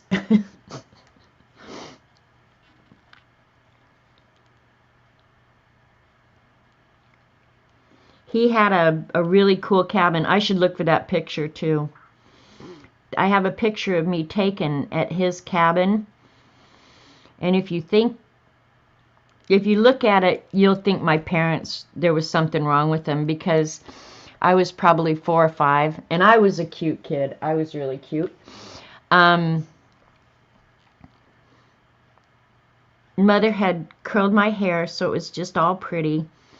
And I had, and I'll bet my mom's friend Alice, or not Alice, I'm writing Alice, Pat Russell bought it for me. But I had Little matching bra and panty set that they took a picture of me in. It could go in Kitty Porn magazine, but it really is cute.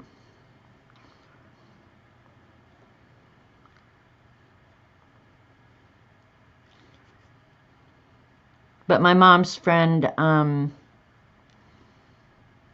Pat, loved to buy me girly things because she only had a boy.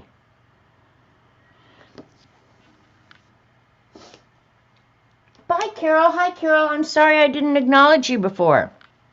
All right, let's erase this. I'm not sure this is what I had in mind, but because I was going to actually write some of these stories, some of the more interesting stories, in newspaper format. So I might have to do a second one of these, but I won't make you guys sit through it. And Lucy Alice Norman, I don't know much about the Normans. I didn't have to do much research on them because early on in my research, I found a distant cousin who had done all that research. So she just gave it to me, so I never had to struggle or go look or read about too much of that. So the Normans, I have their names and their dates and stuff about them, but I never had to do any research. And I don't always trust other people's research. And when you hear people who say, oh, I'm related to Andrew Jackson, be skeptical of that. Don't trust their research. I mean, people are related to him, undoubtedly. But if you have a famous name of Jackson, you know, it's like, well, wouldn't it be thrilling to be related to somebody really famous like that? Check it yourself. Don't trust people who say they have famous relatives. My stepdad actually does. He was related to, well, as soon as I started saying that, I drew a blank. Mark Twain.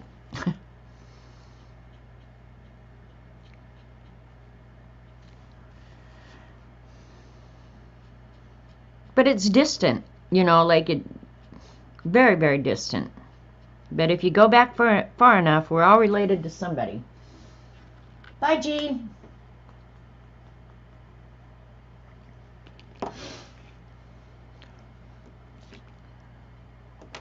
I'm not crazy about my lettering, but this can be the place to start. Now I think I will probably have to break it in half, because you have to remember, when you start dividing everything by 2, like this, in my opinion, is just crowded enough. So I think I'll do these 4 names. We'll move on to here, and then, yeah, then I'll have to do it like that, because it kind of starts growing exponentially, right? Yeah, don't trust other people's research. It's not ever going to work out in your best interest.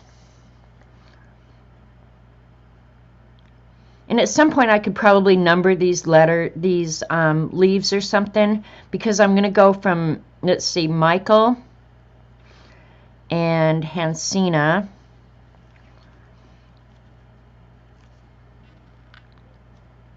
So there's going to be 1, 2, 2, 4, 6, 8. Duh.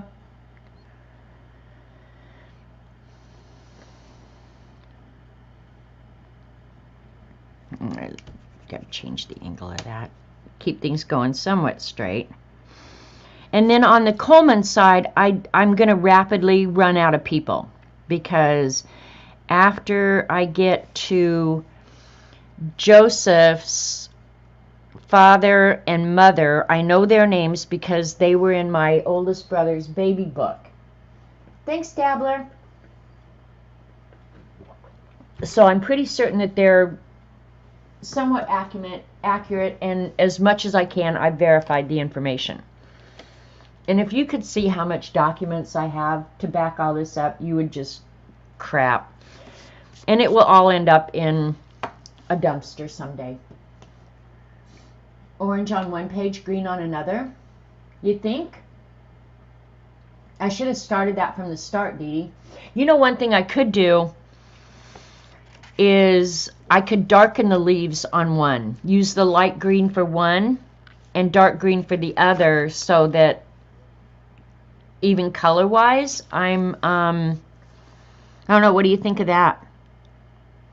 Because if I introduce orange at this point, it's just going to feel weird, I think. So Michael's father was Johann. I can't remember if he had a middle name. Let me think. Johann Frederick. Just a different color. Okay, so this guy's name was Johann Frederick. This was a really, really interesting story. And honestly, of all the walls that I knocked down, probably the one for Michael and his family was the hardest.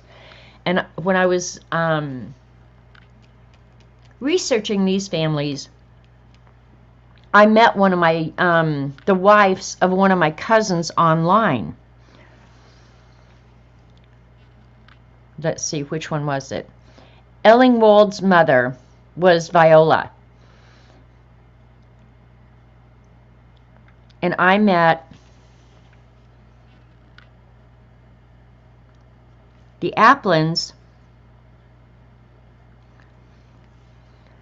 He actually would have been my mother's cousin, not mine. But anyway, we started doing research together. And we had determined that this was probably the immigrant generation because we could find nothing. And she lived in Minnesota. And, of course, she had known all this family, which I didn't know this family because by then the divorce had happened. We didn't spend time there. So I was really shooting in the dark, and she helped me a lot. Well, and for those of you who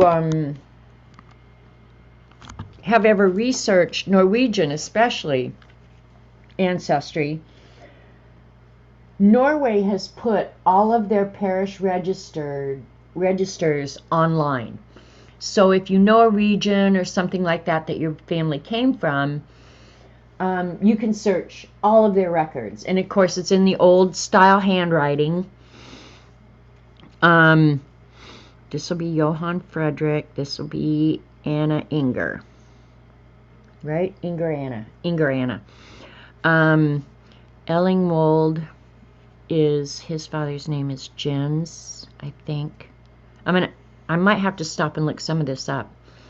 And his mother was Viola Applin? Yeah, Viola. She married an Applin. Wait a minute. Thinking. No, that wasn't her name. It was the Ellingsons where we came together. So it was Jensenwold. Yeah, that was the Ellingsons. So Viola was the sister of Katrine. That's what the connection is, I think. Okay, so he married, she had a Norwegian name, but she went by Betsy. Her name was Turin, I think. T-U-R. I don't know how to pronounce a lot of these. I know how to spell it. But she went by Betsy. And she used the Norwegian's Ellingsdottir. So I knew that her father's name was Elling. And that's probably why Elling got his name, because her oldest son would have been named after her, or her second oldest son would have been named after her father. Right? All right, Joseph Coleman, let's see, his father was Joseph Coleman, and he was the came here with his brother. rumor had it, and Mother told me this story too. Don't know if it's true because you can't believe anything anybody ever told you. They only tell you the idealized version of what the skeleton in the closets really are. But Joseph Coleman, and I have found him on the census, he did emigrate from Württemberg, Germany, which was called Prussia at that time. Him and his brother worked for the royalty, the king, it is said, and took care of the horses, both him and his brother. They got fed up, escaped, and immigrated to America. Her name is Sophia Corbin, and I'm not sure. My mother spelled it Corban. I think the more common spelling is Corbin. Would Cooey... Okay, Elaine, Cooey would only share this part of the family tree. Cooey is Rock's daughter, so she's my stepdad's descendant. But I have all hers already, so yeah, it's all good. Okay, Fanny Thompson. Okay, that's all I have to do, right? Yeah. Okay, I'm about ready to goof up again, Dede. Why are you letting me do this?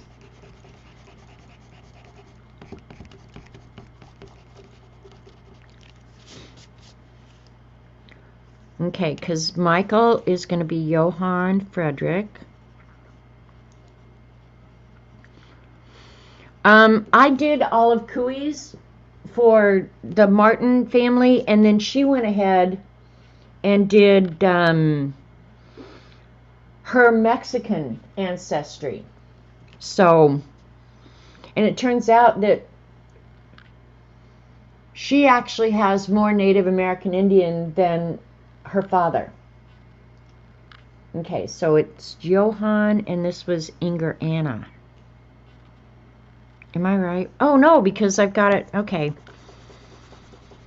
I almost left out an entire bloodline here. All right. So that's Johann, and this would be Inger Anna. I'll tell you this story in just a second. Okay, Elling was his father. Now I'm getting confused. Let's see. Elling's father was Jens Jensen. And his mother was, that's where I was forgetting.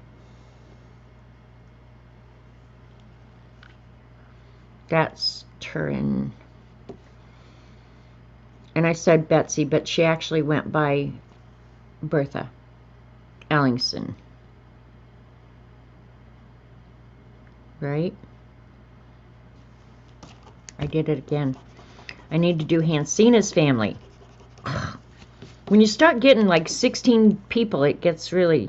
Okay, so Hansina's father was Hans Hansen. They did not use Longingdal. The kids did, but the elders did not. And her mother was...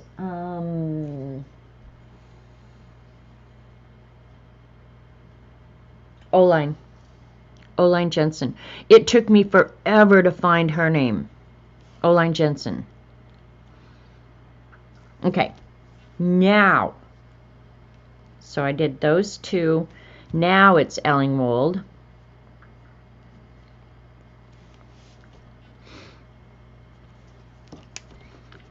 Is this interesting for you guys? It's a test of my memory, I have to say that.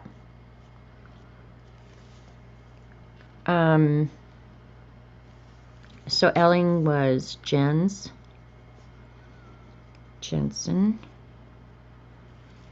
and his mother was Betsy. Was it Betsy? Yeah, or Bertha.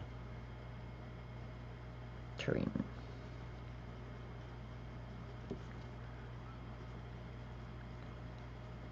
And I think she was also Elling's daughter.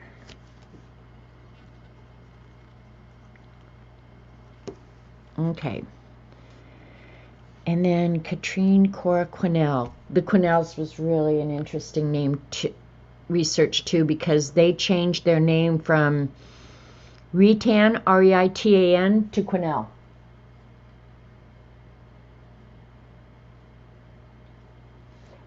I have the old family tree software, Julia. I don't think you can get it anymore, though.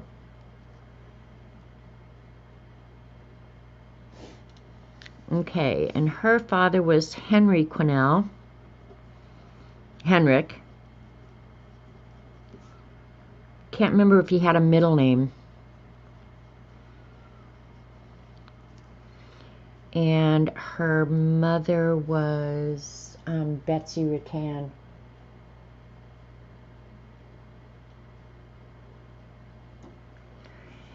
And I'm going to use the Norwegian version of that, Barrett. But they actually called her Betsy Rattan.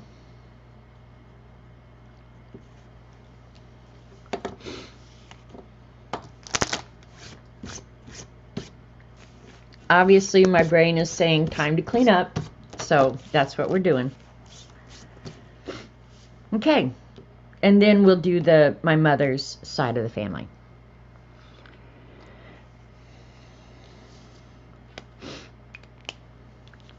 So this was Johann. Okay, and I'll tell you the story of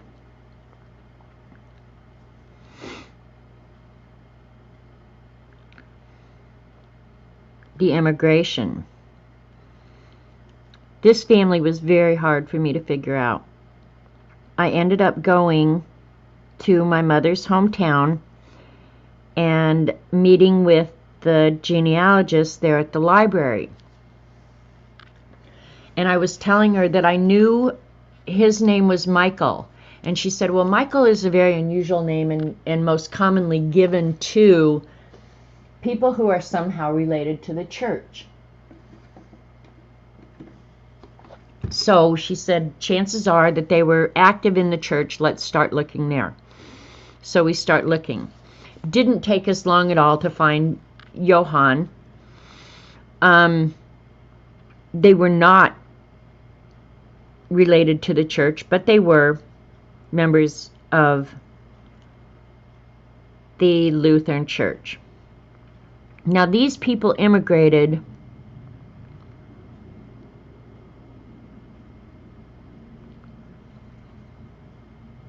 I'm going to say 1851 or 1852. And I had found them in the parish registers, who I thought were them, in the parish registers in Norway, but they had 2 kids, Benjamin and Michael. And I found them in the U.S. Census with 2 kids, Benjamin and Michael. So it was just like, they've got to be the same family. But the ages and the dates were always off. So it was just like, well, I think I'm trying to force this. I don't think it actually can be the same family, because the 2 oldest boys, Herman, I think Herman and Michael, their birth dates were off by a few years, and it just never made sense to me. Well, when I went back to my mom's hometown and started working with that genealogist, she had a bunch of registers and information from the church where they all belonged.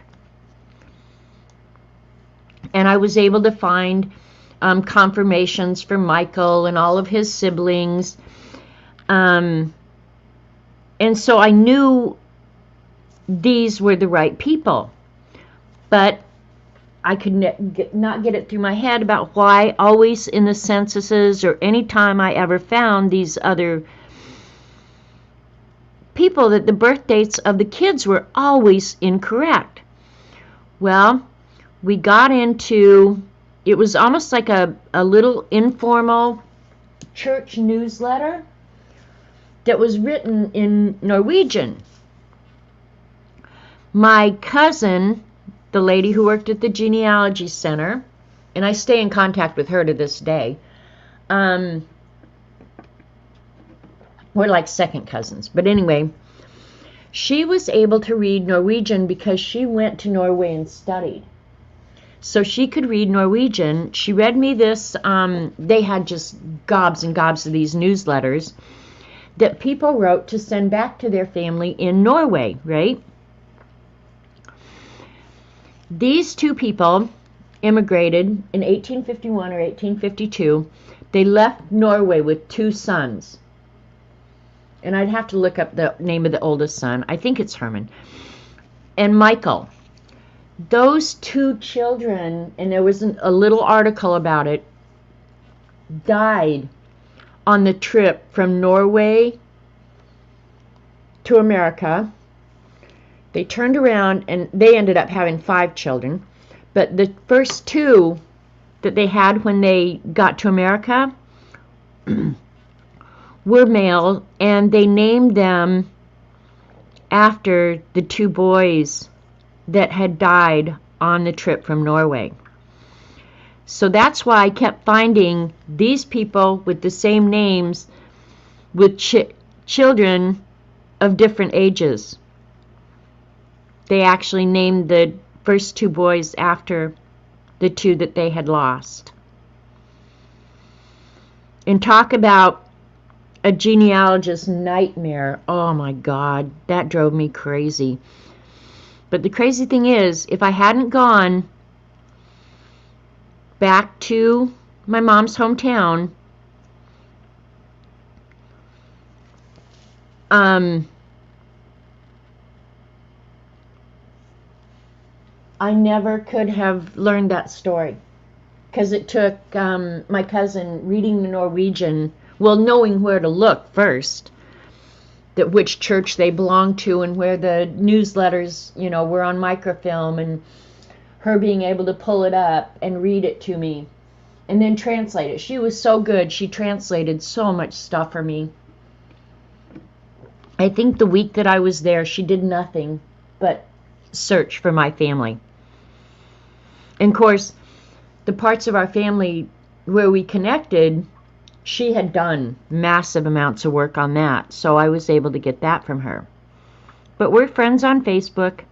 Well, I don't even do Facebook anymore, but she'll occasionally write me an email and said, interesting thing happened in town, you know, like, but yeah, I don't pay attention to what happens anymore.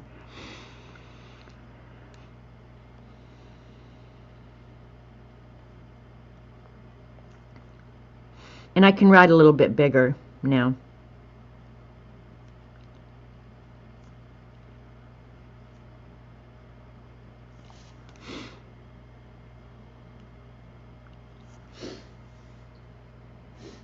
That wasn't that uncommon. Yeah, no, it was actually very common that they did that, if they, because death of a child then was not a rare thing like it is now. You know, you just, infant mortality, I mean, we've really kicked the butt of infant mortality. It used to be very common for both women and children. Okay, and then Joseph, oh, I'm doing, that was those 2. All right, Jens Jensen. Let me just make sure I can't remember where he came from. It had to, somehow it had to be connected with Wold, but I'm sure his name was Jens. And I think he did keep his father's last name, and it was just the kids who started using the Wold name. Another really funny story about the Wold family, I think I told Dede this.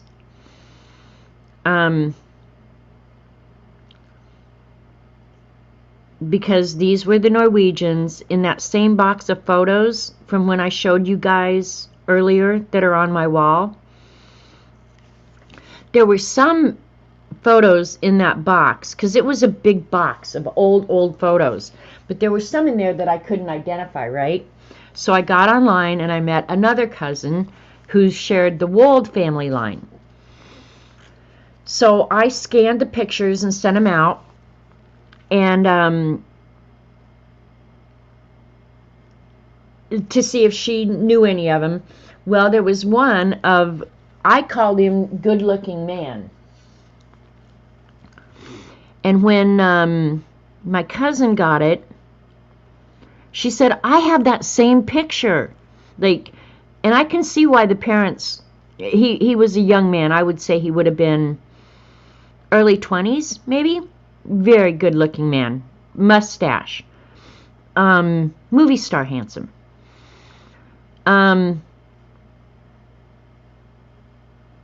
She said, I have that same photo, but I haven't been able to identify it. So for years, we called this guy Good Looking Man. Can't remember. We ended up getting in touch with another line of the family, and we were able to identify the guy. But I think everybody, they had to have money to have afforded that back in that time frame. And I'm going to write real small under this what her actual last name was, what she used. But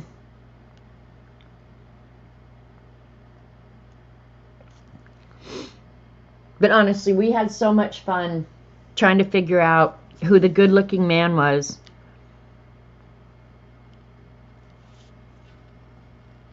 And they gave that photo to everybody, because the people who ultimately identified it as part of the Humphrey family, they had the same portrait. Everybody had an original of that same portrait. And portraits back then were not cheap.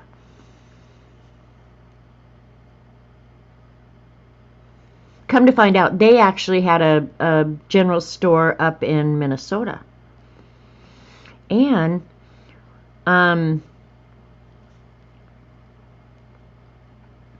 when I went to South Padre Island for the winter, met a woman up there from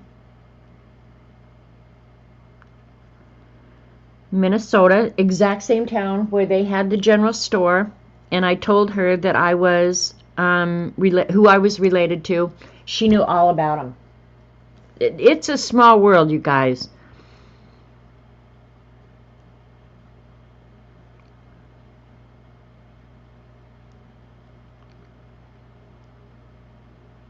I need to practice this lettering, that's all I gotta say. Of course, talking is not helping me think about up, down.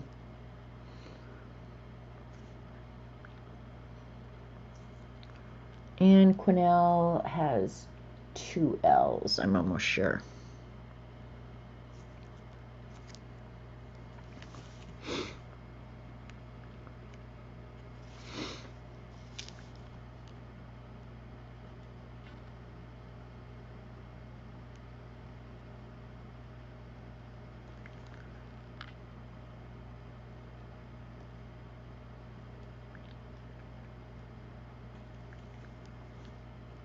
I'm going to leave off her nickname and just use her, because this part would be the most valuable.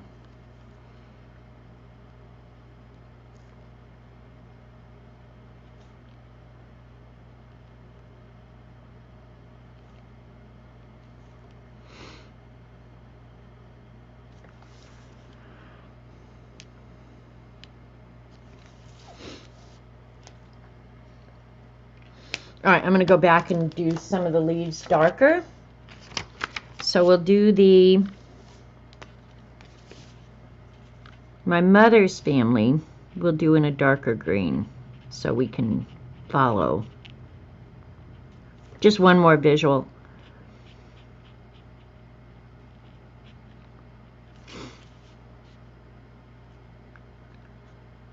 If you've never used these Zig brush pens, they're the bomb.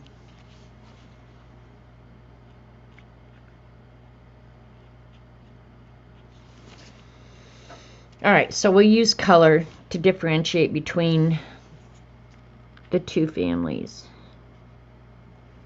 Because you start getting, like, I have just used up my memory. At this point, anybody beyond this, I might be able to guess based on names of the Norwegians. But anybody beyond this now, I'll have to look it up because I won't have any memory. Because it starts getting crazy at this point.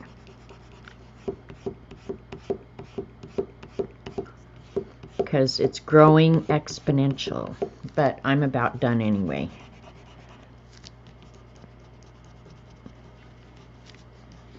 But anyway, I didn't finish. Well, I'll do. Okay, that would be my grandmother's. All right. So yeah, I've gone about as far as I wanted to go anyway. Because the Thompsons have a really interesting story too. Most of these people were just honestly hard-working farmers.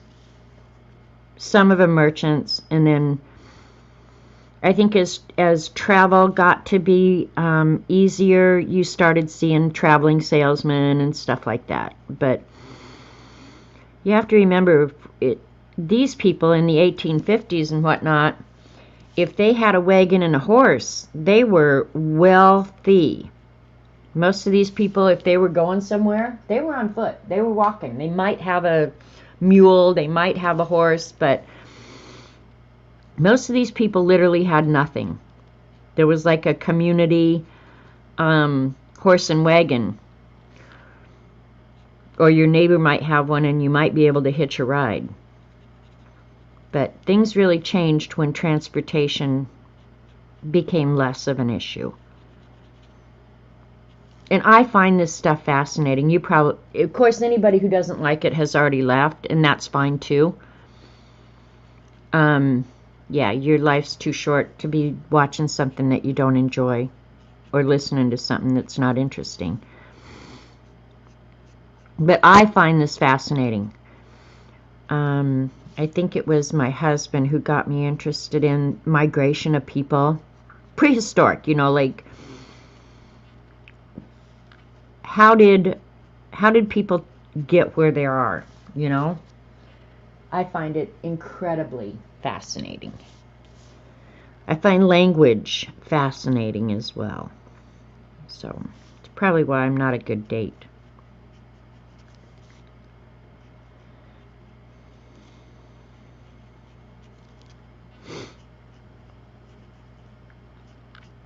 But this wasn't exactly what I had envisioned,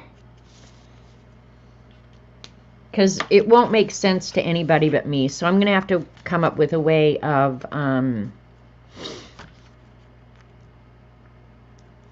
connecting the people, you know? Because it's not. Yeah, these are the right color of green, because these were Lyle Halverson's family. So I kept the light green for him. And see, by the time you take these 4 people and give them each a set of parents, all of a sudden you've got 8 again. Now, if I went ahead and did these 8 people and gave them 2 parents, it would be like 16 people. You are still dating? Only when I want to, Rachel. Robert won't take me on a date anymore. He knows that I can't behave that well for that long. He doesn't take me in public. So this next, that's why I'm saying that I will probably have to number, say give John Henry number 1, and then assign these 2 people 1A, 1B, you know, like some way that you can connect that this these people go to him, these people go to them, you know, because, yeah, it starts growing like a tree, exponentially. Yeah, I haven't decided. Smart man, that Robert. Leave it to the peanut gallery. So, yeah. And I kind of suspect I may be redoing this. I'm not particularly crazy, but I will go ahead. I'll do this next generation of my mom's family on this one. And then, yeah, I don't know what but my guess is it will satisfy the homework requirement for Dede, so she won't flunk me and I'll have to go back to kindergarten. Right? Because, yeah, it's not at all what I anticipated. At all. At all, at all. But it's definitely working my memory, I have to say. So on here I'm going to need 8 leaves.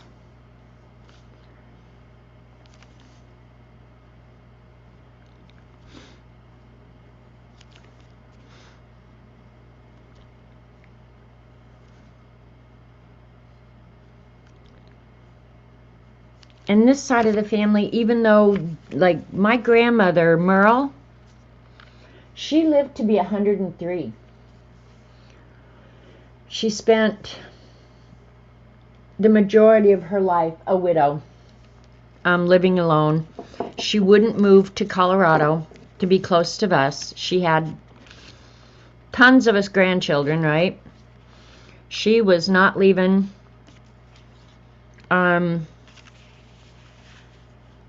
her town. She was not.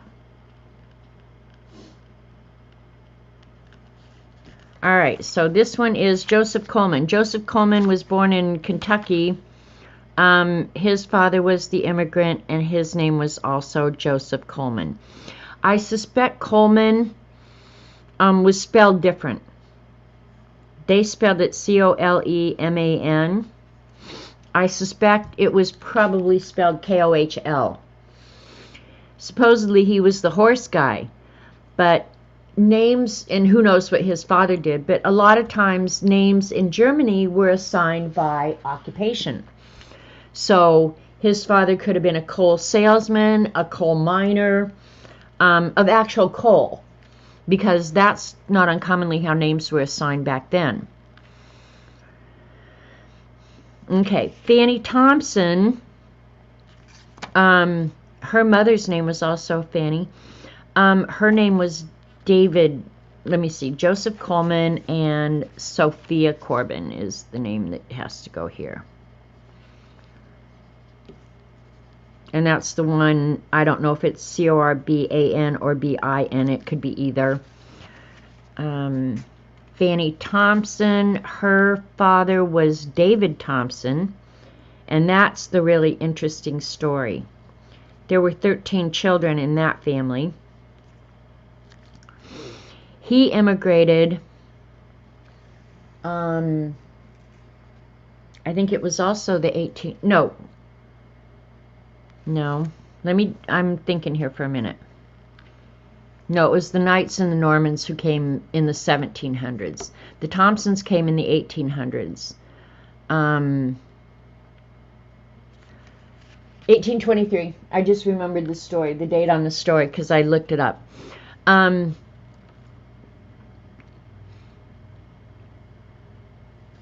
They were captured by, like, pirateers, people who would get on your ship and steal your stuff.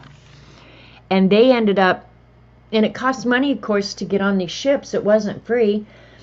But they had saved up enough money to get them, and of course it was his parents that did that. He came as a child. He married in the United States. But anyway, his parents had paid to get them on the ship. They were captured and returned to England. They subsequently, about 12 years later, saved up enough money, and this is 1823 when they finally did immigrate. They actually were shipwrecked and saved, and then came to America. And I have one of the boys wrote a story for a newspaper here in America about his family's journey. And somewhere down in my genealogy stuff, I actually have the whole article that one of David's children wrote for the newspaper. Very interesting. Okay, so it was, and her name was Frances, and this is as far as I can get with this family.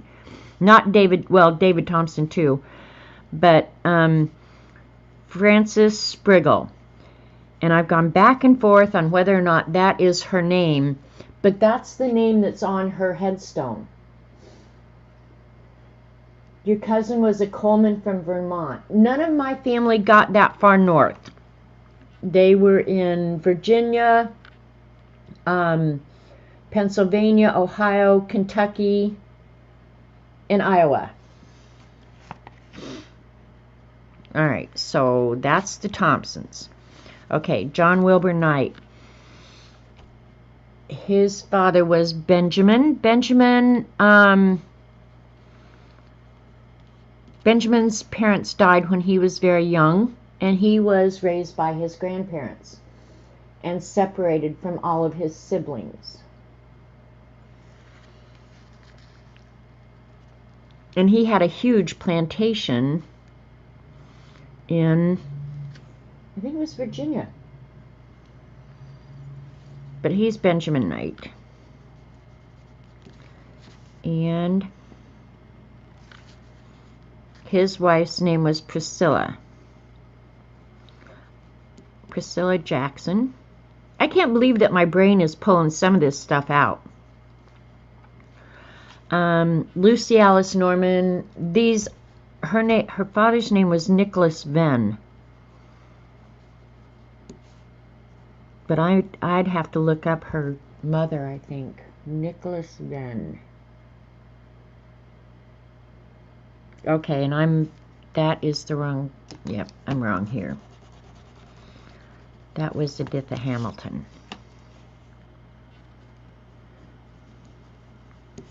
I'm sure. Because his father's name was also Benjamin, and he was married to Priscilla. And the way I organize this in my head, you guys, is by date. Like, I can see the tree as it's growing, but I know that at this point, we're back prior to Civil War times. So I think of time blocks in terms of 30 years, and that's how I remember it. I don't know why my brain works that way. I didn't intend to do that.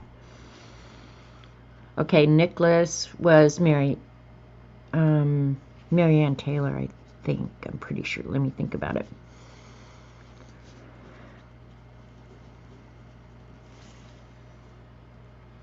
And then these people, my cousin had done the research. They go like hundreds and hundreds of years. But these, I'm at the end of this whole line now. I know David Thompson's brothers, but I don't know his father. I think, because you always have kind of a things you think, but you have to prove still, and it becomes harder and harder and impossible to prove. I think his father's name was either William or John. Frances Spriggle, I have no idea. I can find no trace of her anywhere other than her headstone and maybe a census. Sophia Corbin the same way. I know Joseph Coleman's brother's name was also William. So yeah, I'm kind of at the end of the line here, right?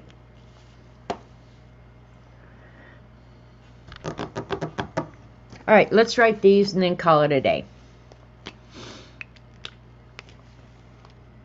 And the rest of them, I'd have to look up anyway, because you get back 1700s and it's virtually impossible. Unless you have a famous family member, in which case it's probably written down. But even newspapers were not that common back then, not for those kind of personal interest stories. Historical, yes, but personal interest, no. And unless you have a family Bible or something that a family member has documented, yeah, you're pretty much done at this point.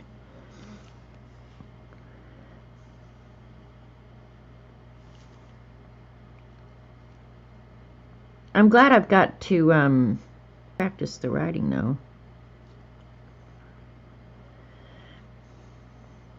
Now, I can go back, since I've got more room on these pages.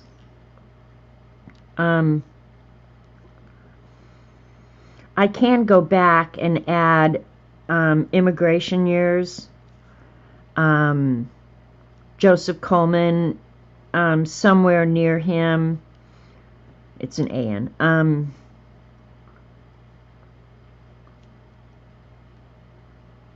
And to indicate that this is the immigrant generation, do something graphically, like maybe the country's flag or something like that.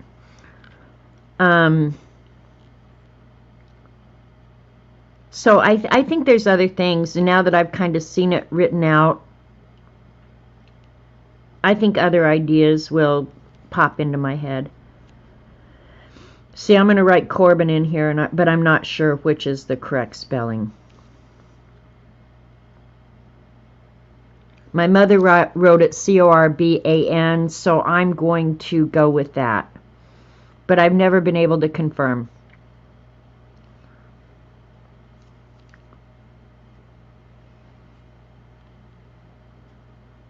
Because at this point, that would have been like my great-great-great-grandmother, I believe. And that's horrible. My writing's getting terrible.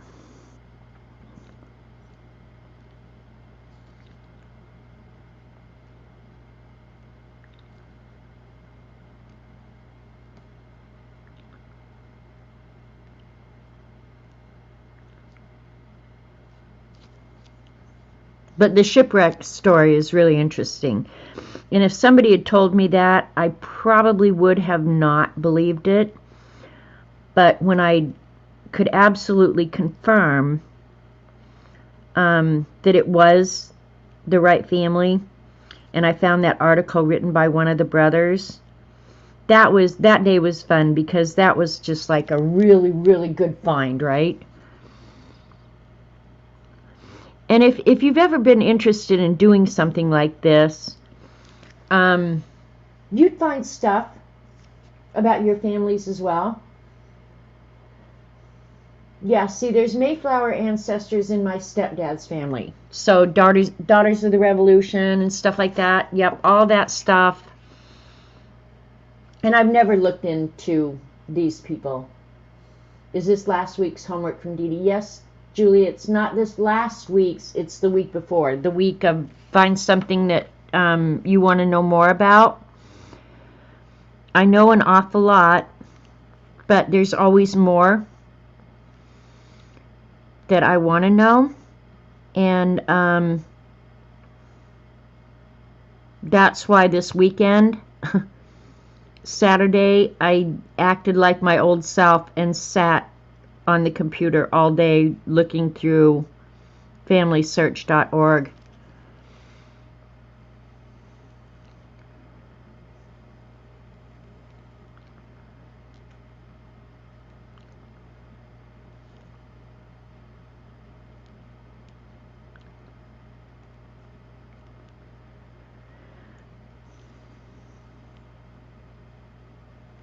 I would really love to find out more about Frances Spriggle. Because you have to remember, her people were in the United States early. Hi, Dorothy. Your cousin Colemans are English? Yeah, my Colemans are all German. But when you know that, names were assigned not uncommonly by occupation, who knows if there would be any relation at all. We have a better naming system now.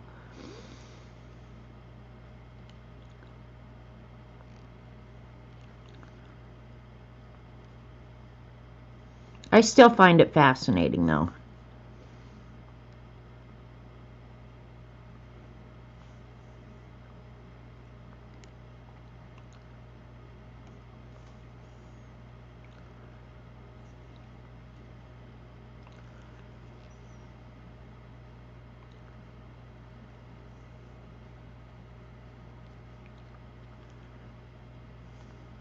Yeah, I will definitely be redoing this. The fact that my lines aren't straight, I'm either going to have to add art to hide that, but this is just not me.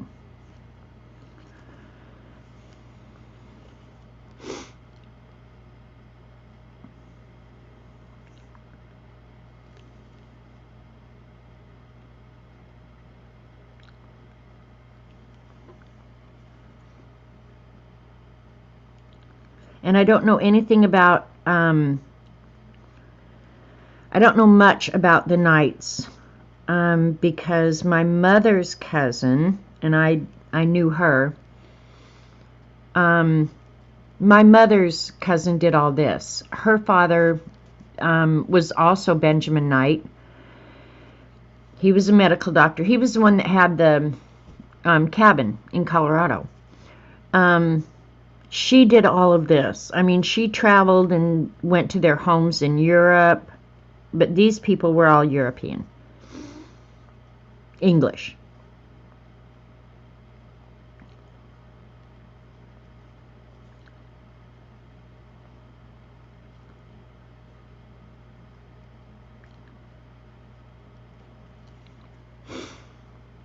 And this is Nicholas Venn.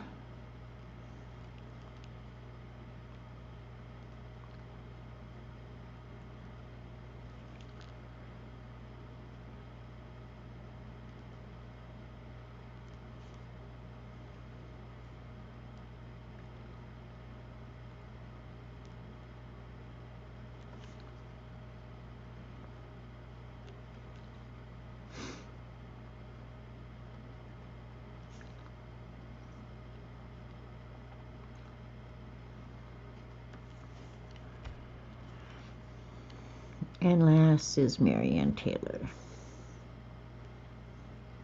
And I know I have all the names for the people beyond this, but because I didn't do the work, I didn't retain it. But I know who they are. I have all the dates and everything, but I didn't go research the people, so I don't know any of the stories, right? And that's the fun thing about doing it yourself, is you find yourself looking and reading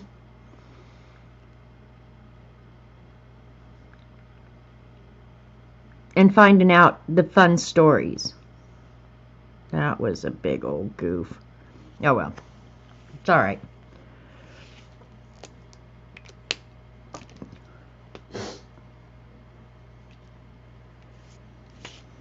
Oops, gotta erase it first. Yeah, the spacing and everything is really crappy, but it's all right. I got my homework done, so I can chill now. Well, and it gives me an idea of what I want to do, because I am going to do this on a big piece of art. I really am.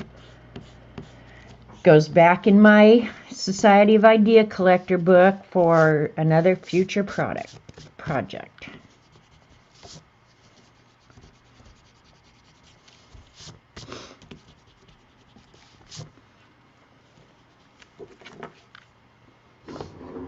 I love the research too, Kathleen. I could literally sit and do this when I was looking in the parish registers for Norway.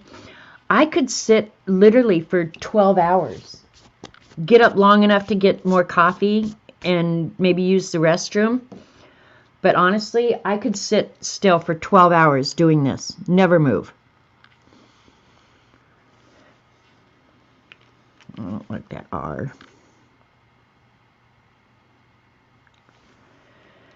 Yeah, there's a lot to be desired, but it's okay. Give me an idea. One thing I am going to do is go into my family file and see if I did all this from memory and did it well.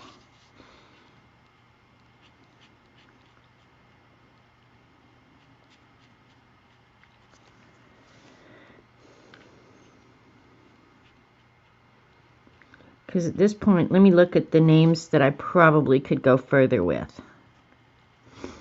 The Halvorsons, I actually came across a guy who's a professional genealogist in Norway.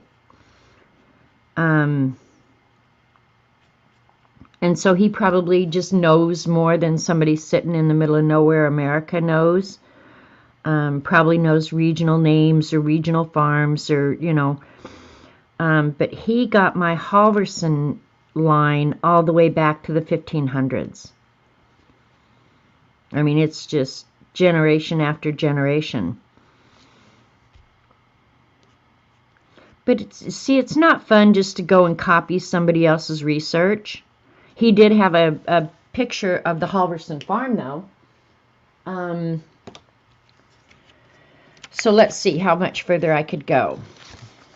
On Johann Frederick, I can take that back to about the 1500s.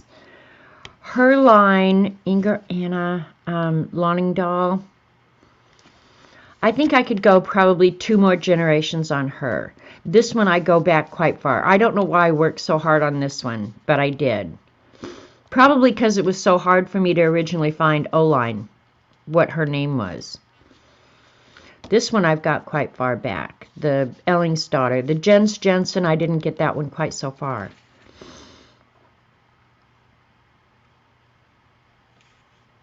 This one, they actually changed their names. The Rattan, they were also Andersons. So I don't know. But this whole side of the family down here, they're all Norwegians. And then these up here are German English. Probably more English. There's only one German. But my grandmother sure had German traits. If you believe the traits. So, I don't know. I'm going to redraw this. I like this part of the tree. I'm not sure I like what I did in here. So, I think I'd like to go ahead and extend this out. Even if it's smaller, I think I'd like to do that. So, come on, focus, you freak.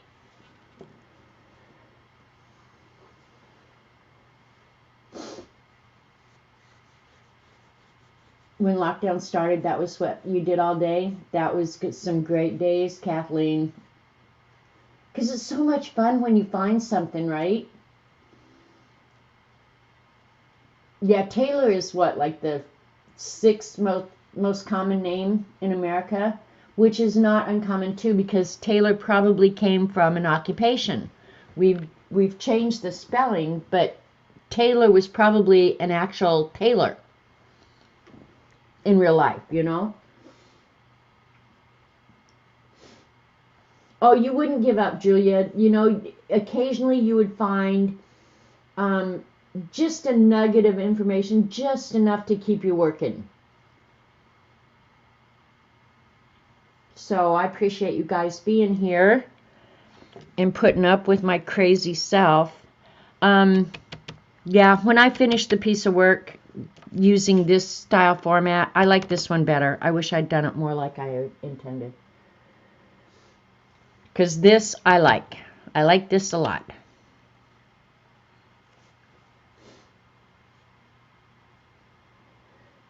So anyway, all right, you guys, I'm going to call it a day. Oh, the other zine that I'm planning for my Dede homework, and I've kind of got it sketched out. Let me see. It's in pencil, so I don't know if you guys will be able to see it. This is another zine. I'm going to probably stay with the whole zine kind of trend. But this one is opposites. And so I picked Big Little, right? And in my opinion, size, well, not in my opinion, it's absolutely true that size is relative. So I kind of went with that bent, right? So the inside here, and I've got it sketched out, but I haven't actually inked it yet. This is going to be skyscrapers with a bunch of windows and everything. And then the opposing page is going to be an anthill. And then this ant will probably be saying they think their skyscrapers are so impressive, because if you've ever seen an ant farm, like, we think our skyscrapers are impressive. Well, they are. But ant hills or ant farms are equally as impressive. They go down into the ground We just don't see them. So all we see is this little pile of sand at the top of the ground, because the ground would be like right here, right? But yeah, their worlds go way, way deep underground. So size is relative, right? Skyscraper versus an anthill. This is a great big Great Dane sketch that I've got. I've got to ink him, of course, with a little tiny baby Chihuahua looking up at him. This is the solar system, and I tried to get the sizes somewhat accurate so you could see that, you know, the sun is so vast compared to Earth, which is right there. And from there to the sun is 93 billion light years, and 1 light year is equal to 6 trillion miles. So size is relative, and that's the Earth right there. Yeah. We are smaller than a freckles on a frog's ass, really. And then here's a ladybug and a butterfly. And I'm going to do this one like footprints in the sand of a little tiny baby foot compared to an adult-sized foot. And then this one where you have one identical item that's going away from you, that if you're close it looks big, but as it goes away from you it gets non-existent. So yeah, so that's the other. I've started my homework, I just don't have it done. There you go. So I'll get on that sometime this week after all these city buttholes go home. But for right now, I'm going to call it a day. I appreciate you guys hanging with me. And we'll look forward to next week, I guess, right? Enjoy your Memorial Day. Remember to, you know, take a minute and honor the men and women who have died for your freedom. It's so valuable. You got to fight for it. Would you be willing to? All right, ladies. I will be yakking at you later. Have a great afternoon.